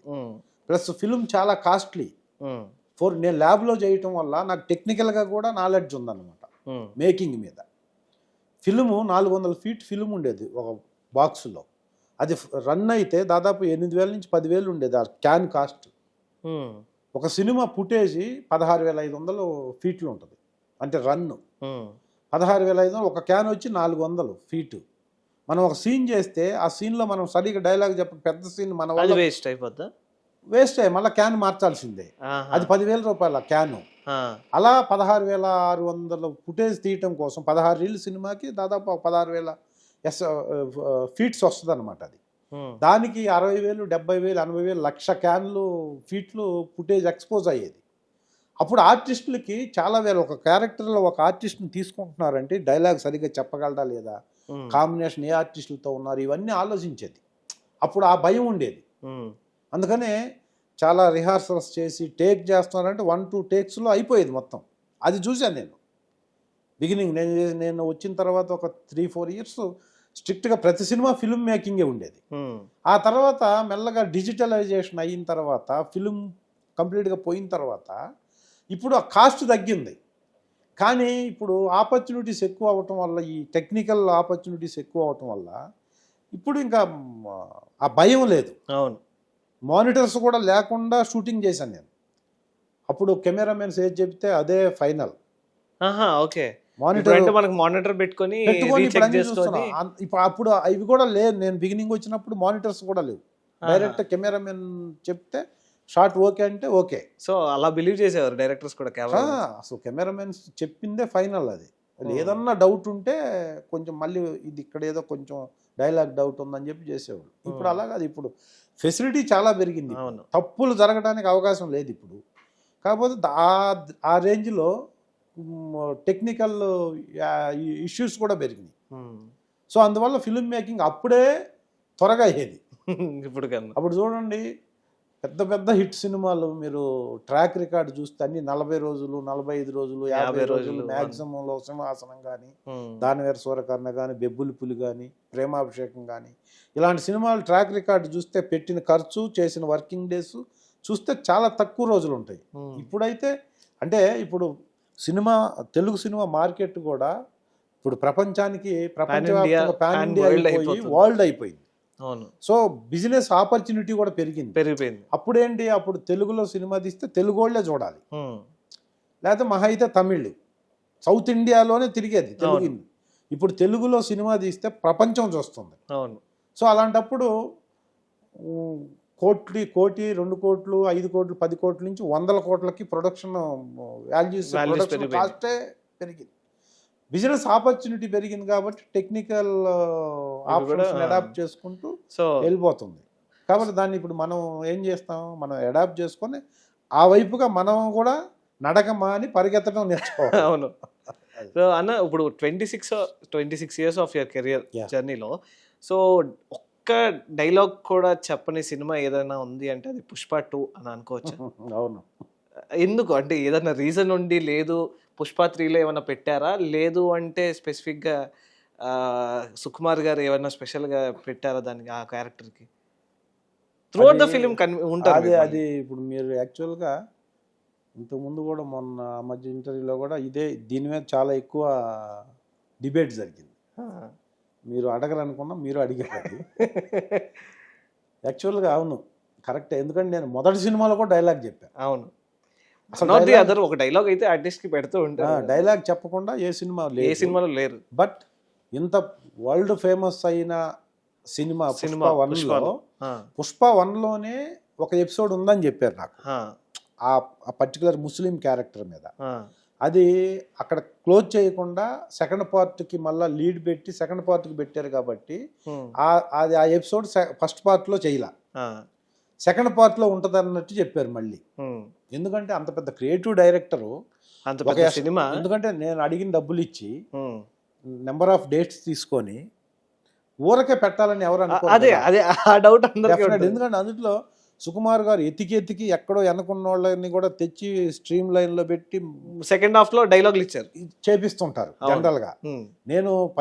నేను ఆర్య 2లో పెద్ద క్యారెక్టర్ నాది. అవును, ఆర్య 2లో అల్లు అర్జున్ గారు గారు మీ కాంబినేషన్స్ ఉంటాయి. అవును. కాంబినేషన్ చాలా సీన్లు ఉంటాయి. అవును. అలాగే జగడంలో నేను ఒక సాంగ్లో ఇచ్చాడు. సాంగ్లో కూడా చాలా ఐడెంటిటీ ఉంటుంది నాకు జగడం సినిమాలో. బాగా తెలుసు, మంచి వ్యక్తి, బట్ ఇంత పెద్ద సబ్జెక్టు, పాన్ వరల్డ్ కథలో త్రూ అవుట్ సినిమాలో పెట్టి నడిపిస్తున్నారంటే డెఫినెట్గా దానికి సంబంధించిన ఐడెంటిటీ ఉంది. బట్ ఇప్పుడు కూడా సెకండ్ పార్ట్ క్లోజ్ చేయకుండా థర్డ్ పార్ట్కి వెళ్ళింది కాబట్టి ఇక్కడ చేయాల్సిన సీన్లు కొన్ని క్యారీ ఫార్వర్డ్ అయిపోయింది థర్డ్ పార్ట్కి. సో కాబట్టి థర్డ్ పార్ట్లో మళ్ళా చేయాలి, థర్డ్ పార్ట్లో ఉంటుందని నేను అనుకుంటున్నాను. ఓకే. ఎందుకంటే ఆర్టిస్ట్ని అంత పెట్టడు. అవును, డెఫినెట్గా పెట్టరు. ఎందుకంటే ఇప్పుడు ఆ క్యారెక్టర్కి ఏమీ లేకపోతే ఎవరైనా ఎవరైనా నుంచి ఉంటారు, దానిలో ఏం లేదు. ఒక సర్టన్ అమౌంట్ పర్టికులర్ గా మిమ్మల్ని పెట్టి పెట్టరు కదా. అందుకని థర్డ్ పార్ట్లో ఉంటుంది అన్నట్టు స్టాఫ్ డిపార్ట్మెంట్ అంతా చెప్పారు. బట్ దాన్ని ఎక్కడ నేను పెద్ద ఇదే, ఎందుకంటే అంత పెద్ద సినిమా అది, అలా వెళ్ళిపోయింది సినిమా. ఒకసారి అలా సినిమాలు జరుగుతుంటాయి, బట్ జరిగినా అది నా మంచికే. ఎందుకంటే ఇది ఫస్ట్ పార్ట్ సెకండ్ పార్ట్ లేనిదంతా థర్డ్ పార్ట్లో ఉంటుంది, డెఫినెట్గా ఉంటుంది. ఆ క్యారెక్టర్ని అలా తీసుకెళ్లారు కాబట్టి అని నేను బిలీవ్ చేస్తున్నా. డెఫినెట్గా అలాగే చెప్పారు నాకు కూడా. Okay. So let's see third part లో ఏమన్నా ఉంటుంది. డెఫినెట్గా లైక్ మీకు పిల్లలు అంటే ఇక్కడ ఏమవుతుందంటే నేను ఎమ్మెల్యే గారి నుంచి, మినిస్టర్ వారి నుంచి, సీఎం దగ్గర నుంచి వాడు ఎందుకు మాట్లాడకుండా ఉన్నాడో తెలుసా అని ఒక డైలాగ్ పెట్టారనుకో, అయిపోద్ది కదా అంతే. మొత్తం ఒక డైలాగ్ వాడు ఎందుకు మాట్లాడకుండా ఉన్నాడంటే ఇందుకోసమే అని ఒక ఎపిసోడ్ పెడితే ఏదైనా కావచ్చు. అది ఇప్పుడు ఆ డైరెక్టర్లు ఎవరికి తెలియదు, ఎవరికి చెప్పరు కూడా ఓపెన్ గా. ఎప్పుడన్నా ఏదన్నా రిగ్రెడ్ ఏంటి ఇది అన్నట్టు ఫీల్ అయితే ఎవరో వచ్చి చెప్తారు, కొంచెం మూడ్ ఆఫ్ అయినట్టు, చూసి బ్రహ్మాండంగా ఉంటుంది నీకు, నువ్వు నమ్ముతున్నావు కదా, నువ్వు చెయ్యి నీకు ఉంటుంది అంటే డెఫినెట్గా అది బిలీవ్ చేయాలి. ఒకవేళ బిలీవ్ చేసినా లేకపోతే అది ఇంకా అది కథని ఏదన్నా మార్చినప్పుడు మనం ఏం చేయలేము. కానీ డెఫినెట్గా ఉంటుంది, 100% ఉంటుంది. అబ్బా ఇంత మంచి క్యారెక్టర్ అని ఎప్పుడో ఒకసారి ఆ థర్డ్ పార్ట్లో ఎప్పుడో డెఫినెట్గా మాట్లాడుకుంటాం. ఓకే అన్న. నార్మల్ పిల్లలు మీకు? నాకు ఇద్దరు పిల్లలు, పాప బాబు. ఓకే. పాప టెక్సాస్లో ఉంటుంది, సారీ పాప టెక్సాస్లో, బాబు ఉంటాడు హ్యూస్టన్ యూనివర్సిటీలో పీజీ ఫైనల్ చేస్తున్నాడు. పాప ఆస్ట్రేలియాలో మెల్బోర్న్లో ఉంటుంది. ఓకే. సిడ్నీ మెల్బోర్న్ రెండు సిటీస్ లో. నార్మల్గా ఎప్పుడైనా అనుకున్నారన్నా నా బాబుని ఇలా నేను లాంచ్ చేసుకోవాలి, ఇండస్ట్రీకి తీసుకురావాలని ఎప్పుడైనా? లేదు, అసలు అనుకోలేదా? అస్సలు. ఎందుకంటే నన్ను ఎవరు ఫోర్స్ చేస్తే నేను ఇక్కడికి రాలా. నాకుగా ఉంటే ఇదొకటి, ఈ ఫీల్డ్లో ఎవరికి వాళ్ళకి ఇంట్రెస్ట్ ఉండి రావాలా. ఎందుకంటే ఇప్పుడు హీరోల పిల్లలు అనుకోండి, బ్యాకప్ ఉన్న పిల్లలు, లేకపోతే సినిమా ఇండస్ట్రీ యాక్టింగ్ బ్యాక్గ్రౌండ్ ఉన్న ఫ్యామిలీస్ అయితే అది వేరు. అనుకుంటే అనుకోవచ్చు, అనుకోకపోవచ్చు. మనలాంటి వాళ్ళు అంటే ఈ మనం కష్టపడి వచ్చి ఇప్పుడు వాళ్ళకి లేనిది నేను అనుకున్నాను అనుకోండి, వాళ్ళ లైఫ్ స్పాయిల్ అయిపోద్ది. అవును. వాళ్ళ అంబిషన్ ఏదో వాళ్ళకి లేదు అసలు. నేను ఈ వైపుగా అసలు ఎంకరేజ్ చేయలేదు. వాళ్ళు ఎడ్యుకేషన్ త్రూ వెళ్ళిపోయి. సో మీరు యాక్టింగ్ మొదలు పెట్టుకున్నప్పుడు మీ ఇన్స్పిరేషనల్ యాక్టర్ ఎవరన్నా? నాకు ఇన్స్పిరేషనల్ యాక్టర్ అంటే ఒకళ్ళ పేరు కాదు, ఎందుకంటే నేను జెన్యున్గా చెప్తా, ఎవరిదో ఒకళ్ళ పేరు చెప్పి అందువల్ల నేను వచ్చేసానని చెప్పొచ్చు. నేను చెప్పాను కదా, ఎందుకంటే నేను హీరోలు ఇమాజినేషను, హీరోలు ఇన్స్పిరేషను చెప్పలేము. నేను ఎందుకు చెప్పలేనంటే నేను అది కాదు. నేను ఇండస్ట్రీకి వస్తే ఏదో నార్మల్గా ఒక యాక్టర్ అవ్వాలని, అది కూడా అతి కష్టం మీద మనం అవగలమా లేదా అనుకుంటా వచ్చేటప్పుడు నాకు బాలకృష్ణ గారు, చిరంజీవి గారు, లేకపోతే ఆ టైంలో వెంకటేష్ నాగార్జున గారు, వీళ్ళు రాజశేఖర్ గారు, వీళ్ళందరూ దీంట్లో ఉన్నారు. వాళ్ళు నాకు నేను ఇమాజిన్ చేసుకోలే, వాళ్ళ ఇన్స్పిరేషన్. ఎందుకంటే మనం అది కాదు, మనకు అది ఎవరు అసలు మనం ఆ రేంజ్, ఆ ఏజ్ కాదు, ఆ రేంజ్ కాదు. కాబట్టి నేను అందుకనే నేను చంద్రమౌళి గారు అనేది ఎందుకు నాకు ఆ పేరు చెప్పానంటే, విలనో లేకపోతే విలన్ అసిస్టెంటో ఏదో క్యారెక్టర్లో ఇంక్లూడ్ అవ్వాలి అని వచ్చి ఇదే. కాకపోతే వాళ్ళందరూ అంత కష్టపడి చేస్తున్నారు కాబట్టి మనం కూడా వెళ్తే ఏదో ఒకటి అవ్వచ్చు అని చెప్పి వచ్చినోడిని కదా. కాబట్టి నాకు ఒక పర్టికులర్గా ఈ హీరో నాకు ఇదేయడు లేకపోతే అతని వల్ల నేను ఇంప్రెస్ అయ్యాను ఆ ఇన్స్పిరేషన్గా తీసుకొని వచ్చానని చెప్పలేను. నాకు ఇండస్ట్రీలో కష్టపడే ప్రతి ఒక్కళ్ళు ఇన్స్పిరేషన్, ఇండస్ట్రీనే ఇన్స్పిరేషన్. ఓకే. ఫిల్మ్ ఇండస్ట్రీకి వెళ్ళాలనేది ఇన్స్పిరేషన్ నాకు. ఫిల్మ్ ఇండస్ట్రీని చూసి నేను రోజు సినిమాలు చూసి అప్పుడు పొలోమని థియేటర్లకు వచ్చేవాళ్ళు మనుషులు ఇప్పుడు రావట్లేదు అన్నారు కదా, అప్పుడు టిక్కెట్ల దగ్గర షర్ట్లు ఇప్పుకొని షర్ట్ చినిగిపోద్దేమోనని చెప్పి షర్ట్ ఇప్పి పక్కనోడికి ఇచ్చి బయట నోడికి ఇచ్చి ఫైట్ చేయడానికి అన్నట్టు టికెట్ల బుకింగ్లోకి వెళ్ళి బయటకు వచ్చేసరికి భయంకరంగా దెబ్బలు తగిలి గీతలు పడి బ్లడ్ వచ్చిన సినిమాలు కూడా ఉన్నాయి. అవును. సో ఇదంతా ఎవరి కోసం, లోపల యాక్ట్ చేసిన వాళ్ళని చూడటానికి కదా వీళ్ళంతా మనమంతా వెళ్తుంది. నేను కూడా దాంట్లో ఉంటే నన్ను చూడటానికి కూడా ఇంతమంది వస్తారు కదా, అవును, హీరోని చూడటానికి వచ్చినప్పుడు నన్ను కూడా చూస్తారు కదా అన్న ఫీల్తో యాక్ట్ అవ్వాలనుకున్న వాళ్ళం మేము అప్పుడు ఆ సెగ్మెంట్లో ఆ టైంలో. సో అలాగా థియేటర్ జనాలకు వచ్చేటప్పుడు ఆ వేవ్ మనకు కూడా పడాలి, మనల్ని కూడా మాట్లాడుకోవాలని వచ్చిన వాళ్ళం మేము. ఇప్పుడు చూస్తేనేమో థియేటర్కి కాకుండా ఓటీటీలో సెల్ ఫోన్ పెట్టుకొని ఎక్కడంటే అక్కడ సినిమాలు చూసే పరిస్థితి వచ్చింది. ఇంత డ్రాస్టిక్ చేంజ్ వస్తుందని అప్పుడు అనుకోలేదు కదా ఎవరు. అవును. సో ఇప్పుడు ప్రెసెంట్ 250th ఫిలిం చేస్తున్నారు. సో అప్కమింగ్ ప్రాజెక్ట్స్ ఏమున్నాయన్న మీవి? అప్కమింగ్ అంటే ఇప్పుడు నేను పాన్ ఇండియన్ ఫిలిమ్స్ యాక్చువల్గా ఇప్పుడు నేను ఒక డబ్బింగ్ చెప్పి వస్తున్నా మీకు. ఉదయం నుంచి మీరు అడుగుతా 11 నుంచి 2:30 వరకు డబ్బింగ్ లో ఉన్నాను ఒక సినిమా. అది వాళ్ళు ఇంకా నేమ్ బయట పబ్లిష్ చేయలే, ఇంకా క్లైమాక్స్ బ్యాలెన్స్ ఉంది. ఓకే. ఒక పెద్ద ఫిల్మ్, ఒక అద్భుతమైన ఫిల్ము. కేజీఎఫ్ కి సలార్ కి అసోసియేట్ గా పనిచేసి ఇప్పుడు ఫస్ట్ టైం డైరెక్షన్ చేస్తున్నాడు. ఓకే. Debut hero. కానీ తెలుగు ఇండస్ట్రీకి ఒక సలార్ లాంటి సినిమా వస్తుంది. దాంట్లో ఒక అద్భుతమైన ఒక ఊరిని సేవ్ చేసే క్యారెక్టర్ నేను చేసి క్లైమాక్స్ బ్యాలెన్స్ ఉండి ఇప్పుడు డబ్బింగ్ చెప్పి వస్తున్నా. మళ్ళీ నాకు ఒక సపోర్టింగ్ రోల్లో ఒక అద్భుతమైన ఒక బిగినింగ్ ఇస్తుంది. అంటే ఇండస్ట్రీలో ఎన్ని సినిమాలు చేసినా ప్రతి సినిమాకి ఆర్టిస్ట్కి ప్రతి సినిమా ఒక ఛాలెంజింగ్. అంటే ఒక సినిమా 10 సినిమాలని తెచ్చే సినిమా అవదు. నేను చేసే ప్రతి సినిమా నాకు 10 సినిమాలు తేదు. అవును. ఏదో ఒక్క సినిమా మాత్రం తెస్తుంది. ఒకటి ఇప్పుడు నాకు యాత్ర, ప్రస్థానం, మిర్చి, ఉన్న అఖండ, ఇలా ఒక 1 ఇయర్లో 10 సినిమాలు చేస్తే ఏదో ఒక్క సినిమాలో ఆ సినిమా చేశాడు కదా అతన్ని పిల్లవండి అనే లెవెల్లో ఒక క్యారెక్టర్ ఉంటుంది. అవును. ఆర్టిస్టిక్ ప్రతి సినిమా సూపర్ ఇది రాదు. అలాగా నాకు మళ్ళీ ఇప్పుడు ఆ సినిమా వస్తే అమ్మ ఈ సినిమాలో అద్భుతంగా చేశాడు అతను పెట్టి సపోర్టింగ్. అంటే విచిత్రం ఏంటంటే ఇది మంచి కోసం పోరాడే క్యారెక్టర్. అది ఆ సినిమా పేరు చెప్పకూడదు, అందుకని అంతకంటే చెప్పట్లేదు. అదొకటి ఉంది. నెక్స్ట్ రాచరికం అనే ఒక సినిమా ఉంది. సో వాళ్ళంతా వచ్చేసారు, రిలీజ్కి దగ్గరలో ఉన్నారు కాబట్టి దాని గురించి చెప్పొచ్చు. రాచరికం అని మీకు జగదీశ్వర్ గారని ఒక ఆర్టిస్ట్ ఉన్నారు ఇక్కడ. ఒక 20 years నుంచి దాదాపు 130-140 సినిమాలు చేసింది ఒక లేడీ యాక్ట్రెస్. వాళ్ళ అబ్బాయి డైరెక్టరు సురేష్ అతని పేరు. అతను IPL అని ఒక సినిమా చేశాడు, చాలా మంచి సినిమా అది. ఇప్పుడు దానికి ముందు కూడా ఒకటి చేశాడు. ఇప్పుడు రాచరికం అనే సినిమా చేస్తున్నాడు. ప్రొడ్యూసరు, డెబ్యూ ప్రొడ్యూసర్, కొత్త, వాళ్ళిద్దరు ఫ్రెండ్స్. దాంట్లో నేను ఒక ఫాదర్ క్యారెక్టర్ చేశాను. నక్సలిజం బ్యాక్డ్రాప్ ఉన్న ఒక ఫాదరు. నాకు చాలా మంచి ఆపర్చునిటీ. జగదీశ్వర్ గారు నన్ను రికమెండ్ చేశారు ఆ క్యారెక్టర్కి. డైరెక్టర్కి నేను తెలీదు. ఈ ఫాదరు నక్సలైటు, ఒక ట్రాజిక్ సాంగ్ ఉంటుంది అబ్బాయికి నాకు.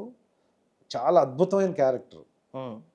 అదొకటి బ్రహ్మాండమైన ఇది తీసుకొస్తుందన్న ఫీలింగ్ నాకు.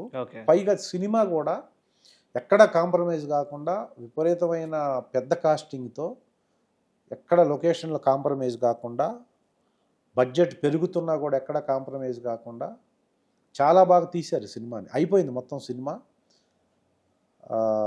వెరీ సూన్ రిలీజ్ అనమాట. ప్రయత్నం చేస్తున్నారు వాళ్ళు థియేటర్లో గ్రాండియర్గా చాలా గొప్పగా రిలీజ్ చేద్దామని. ఆ సినిమాలో ఒక మెయిన్ స్ట్రీమ్ క్యారెక్టర్ చేశాను. ఆ డైరెక్టర్ కూడా రాచరికం సినిమా తర్వాత సురేష్ అనే డైరెక్టర్ చాలా పెద్ద డైరెక్టర్ అవుతాడని నాకు కాన్ఫిడెన్స్. ఎందుకంటే కథను అంత బాగా డీల్ చేశాడు.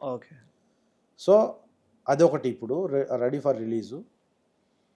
తర్వాత గీతా ఆర్ట్స్లో శ్రీ విష్ణు గారిది ఒకటి జరుగుతుంది, అదొకటి. సాయి ధర్మ తేజ్ది హనుమాన్ సినిమా చేసిన నిరంజన్ రెడ్డి గారని ప్రొడ్యూసర్లో మొన్ననే టైటిల్ రిలీజ్ చేశారు లాస్ట్ వీక్. అవును. దాంట్లో ఒకటి జగపతి బాబు గారి కాంబినేషన్లో ఒక ఫ్లాష్ బ్యాక్ ఎపిసోడ్ అద్భుతమైన ఇది ఉంటుంది, అదొకటి చేస్తున్నా. ఇవి కాకుండా టైటిల్స్ పెట్టనివి అప్కమింగ్ డైరెక్టర్స్ చేస్తున్న సినిమాలు ఒక 7-8 సినిమాలు ఉన్నాయి. సో నేను బాగా బిజీగా ఉన్నా, అప్డేట్ అవుతున్నా నేను. అంటే 26 సంవత్సరాలుగా నాకు ప్రతిరోజు ఒక కొత్త అప్డేట్ లాగా పెద్ద డైరెక్టర్లతో పాటు ఇప్పుడు వస్తున్న యంగ్ డైరెక్టర్స్, అంటే యంగ్ జనరేషన్ అంటే అంత 25-30 ఉన్న డైరెక్టర్స్ కూడా నేను అడాప్ట్ అవుతున్నా.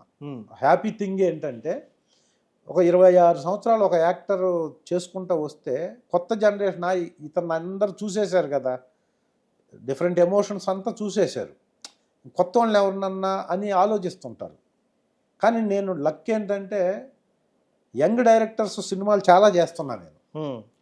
ప్లస్ వాళ్ళు చాలా రిపీటెడ్గా చాలా ఆ కథలో మెయిన్ స్ట్రీమ్ క్యారెక్టర్లు ఏ అయితే ఉన్నాయో అలాంటి క్యారెక్టర్లకి నన్ను చూజ్ చేసుకుంటున్నారు. అది అంటే నేను ఇంకా కొన్ని సంవత్సరాల పాటు క్యారీ ఫార్వర్డ్ అవ్వగలను. అంటే ఒక ఫాదర్ క్యారెక్టర్స్ మెయిన్ ఇప్పుడు ఒక 6-7 సినిమాలు ఒక ఫాదర్ క్యారెక్టర్ చేస్తున్నా. ఆ ఫాదర్స్ ఎలా అంటే హీరోనో ఏమో చిన్నప్పుడు ఈడు యంగ్, అప్పుడు కొంచెం యాక్షన్ యాక్టివిటీస్ కొంచెం ఇది ఉండి, హీరో పెద్ద అయిన తర్వాత ఒక మిడిల్ ఏజ్కి వచ్చి ఒక సెటిల్డ్ పెర్ఫార్మెన్స్ చేయగలిగిన ఫాదర్స్ కొన్ని కథల్లో ఉంటాయి అలా. అంటే ఫాదర్స్ అందరూ ఫైట్లు చేయలేకపోవచ్చు, ఫాదర్స్ అందరికీ చేజింగ్ రన్నింగ్లు ఉండకపోవచ్చు, కానీ కొంతమంది కొన్ని ఫాదర్ క్యారెక్టర్స్కి ఉంటాయి. ఇప్పుడు నా లక్ ఏంటంటే నేను ఫైట్ చేస్తాను, చేజింగ్ చేస్తాను, ఎమోషన్ చేస్తా, ట్రాజిడీ చేస్తా, నార్మల్గా సాఫ్ట్ గోయింగ్ చేయమున్నా చేస్తాను. సో ఇది కొన్ని సినిమాల్లో ఐడెంటిఫై అయితే ఇప్పుడు లైక్ రాజరికం లాగా నేను ఆ స్లాట్లో ఫిక్స్ అయిపోతే ఇంకో 10-15 సంవత్సరాలు రన్ అవ్వచ్చు.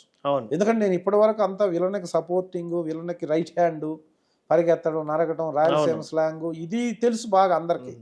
ఇప్పుడు నేను చెప్పిన గొప్ప సినిమా, అది పేరు చెప్పని సినిమా కూడా, ఇప్పుడు డబ్బింగ్ చెప్పిన సినిమా కూడా ఒక ఊరిని, ఒక విలేజ్ని కాపాడటానికి స్ట్రైట్ అవే హీరోకి సపోర్ట్ చేసే క్యారెక్టర్, చాలా అద్భుతమైన గొప్ప క్యారెక్టర్. హీరో నువ్వు నా పక్కన ఉంటే చాలు, నేను ఏదైనా చేస్తాను, లేదంటే మేమంతా నీ సైన్యంగా ఉంటాం, నువ్వు ప్రయత్నం చేయి, వాడిని చంపేయి, చంపితే ఊరు బాగుపడుతుంది, దానికి నేనున్నాను, నాతో పాటు వీళ్ళందరూ ఉంటారని అనుక్షణం హీరోకి సపోర్ట్గా ఉండి క్లైమాక్స్ వరకు కథను నడిపించే ఒక క్యారెక్టర్. ఓకే, అది అలాంటి అంటే యాంటీ క్యారెక్టర్ చేసినప్పుడు ఒక ఇమేజ్ ఉంటుంది ఆర్టిస్ట్కి, సపోర్టింగ్ క్యారెక్టర్ చేసినప్పుడు ఇంకొక ఇమేజ్ ఉంటుంది గొప్పగా, అంటే హీరో తర్వాత హీరో అంత తోడ అన్నట్టు చూస్తారు.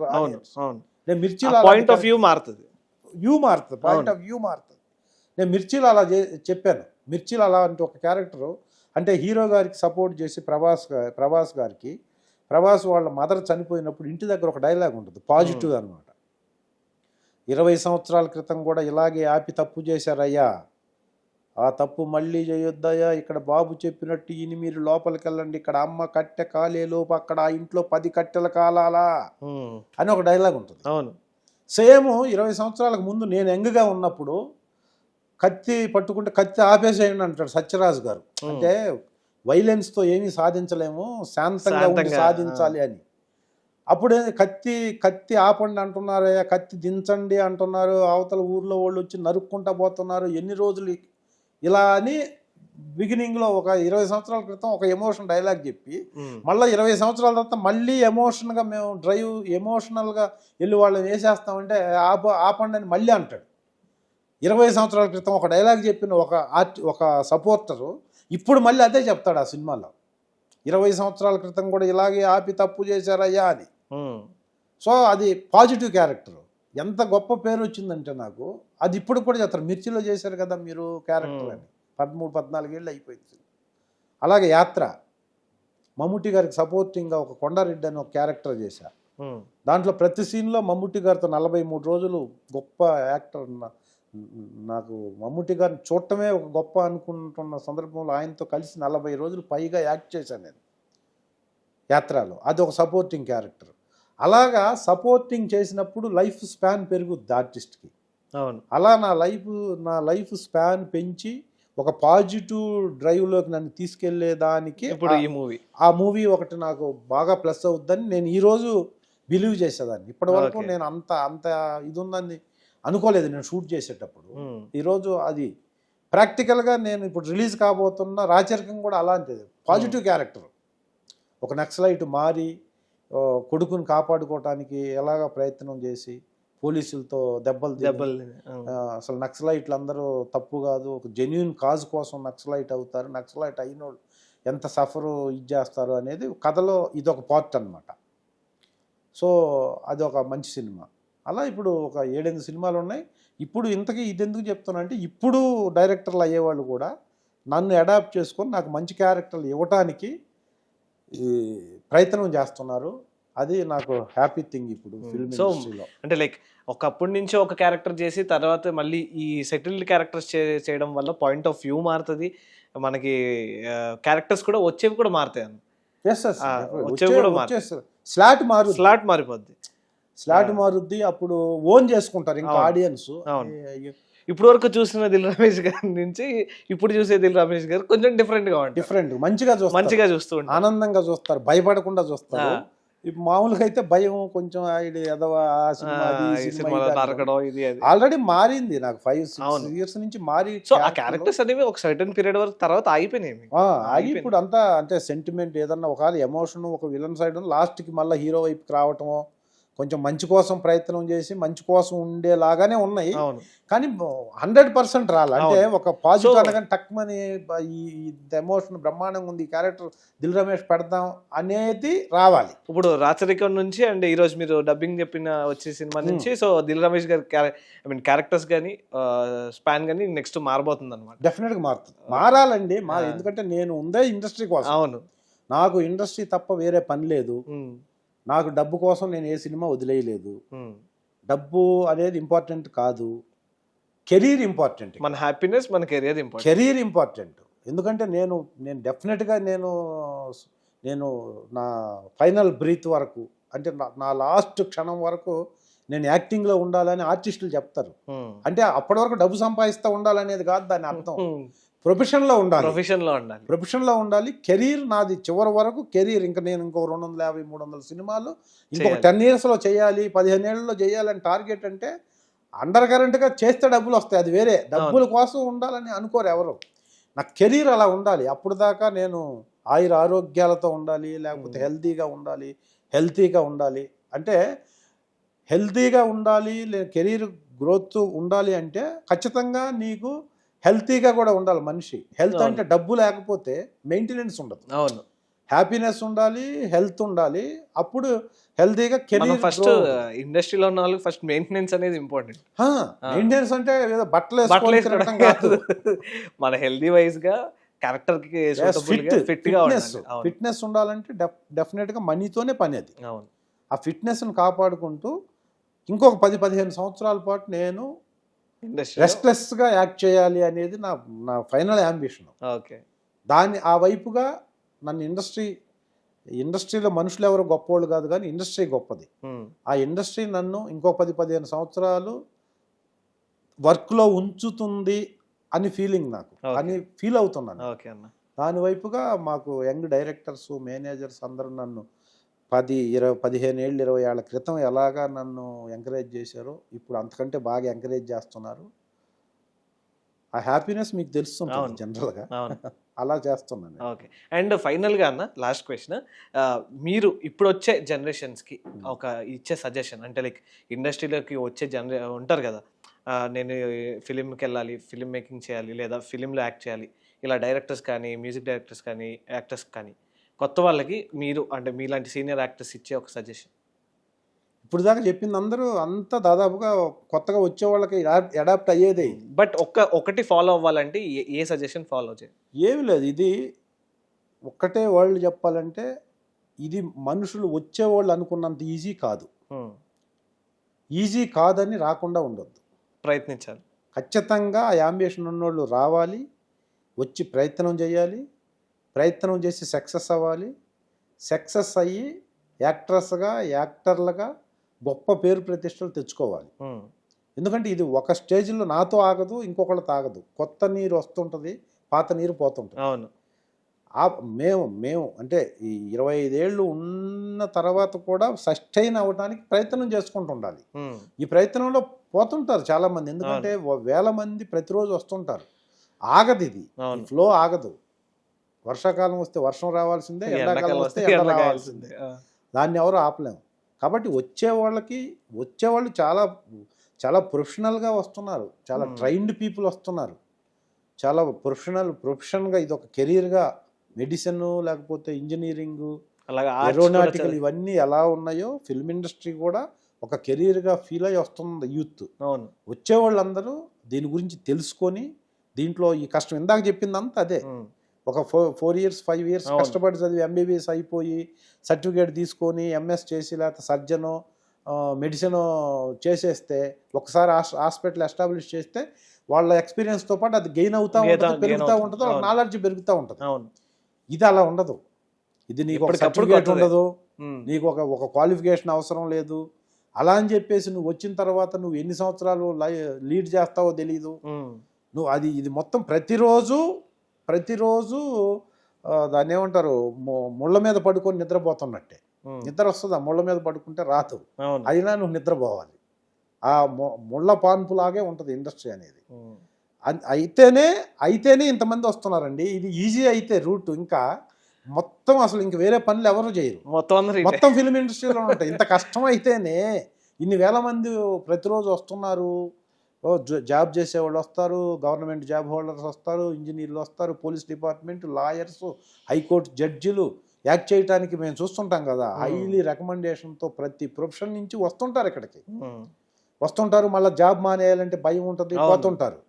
ఏది ఇంత కష్టం అయినప్పుడు ఇది ఈజీ అయిపోయి వచ్చిన వాళ్ళకి అందరికీ అవకాశం 2 సంవత్సరాల్లోనే వచ్చి పెద్ద స్టార్ అయిపోతే, పెద్ద విలన్ అయిపోతే, ఇక అసలు ఇక ఆంధ్రప్రదేశ్ తెలంగాణలో ఉన్న వాళ్ళందరూ తెలుగు ఇండస్ట్రీలోనే ఉంటారు కదా, మరి ఇంకా వేరే చోట ఉండరు కదా. కాబట్టి ఇంత కష్టం ఉంది కాబట్టి భయం ఉంటుంది ఇండస్ట్రీ అంటే.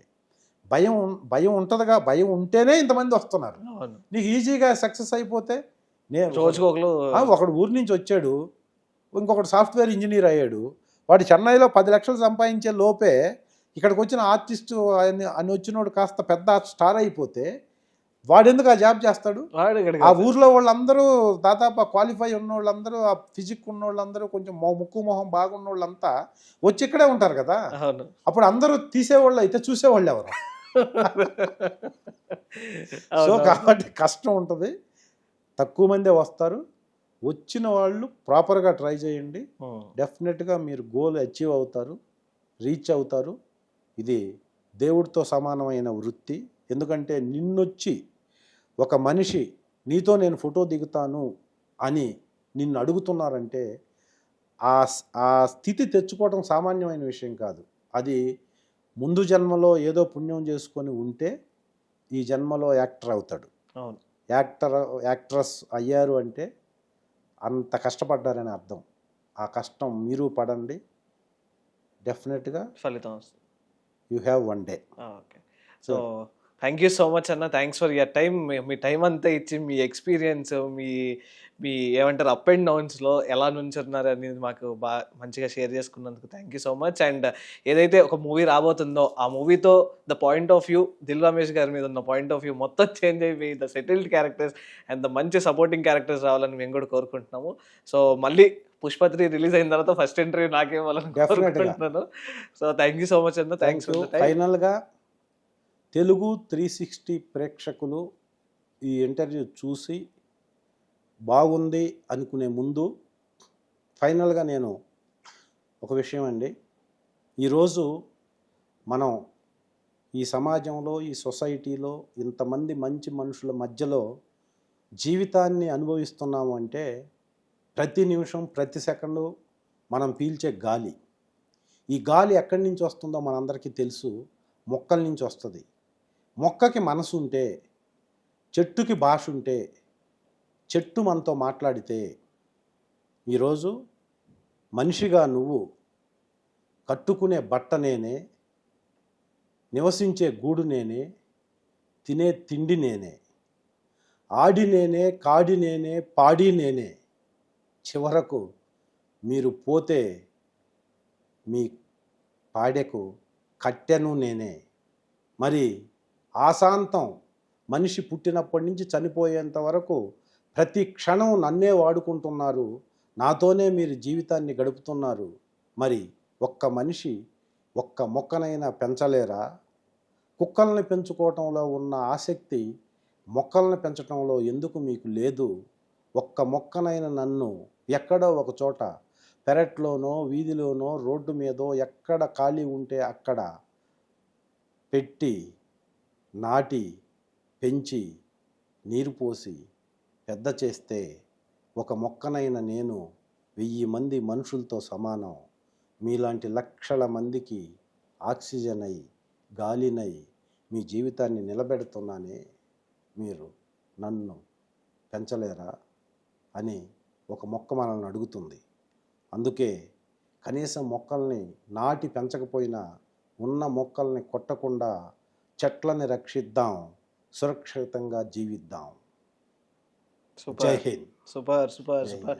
అండ్ అవును, ట్రీస్ అనేవి ఎంత ఇంపార్టెంటో మనం కూర్చునే చైర్స్ దగ్గర నుంచి డైలీ లైఫ్లో ట్రీ అదే ప్రతి ఆఖరికి మనం ఢిల్లీలో ఇప్పుడు అదే పరిస్థితి అన్న. ఇంకా ఎక్కువ పొల్యూషన్, ఎయిర్ పొల్యూషన్ అయిపోయి ఎయిర్ కొనుక్కునే సిచ్యువేషన్స్ దగ్గరికి వస్తున్నారు అనమాట. So plant a tree, go green and save green.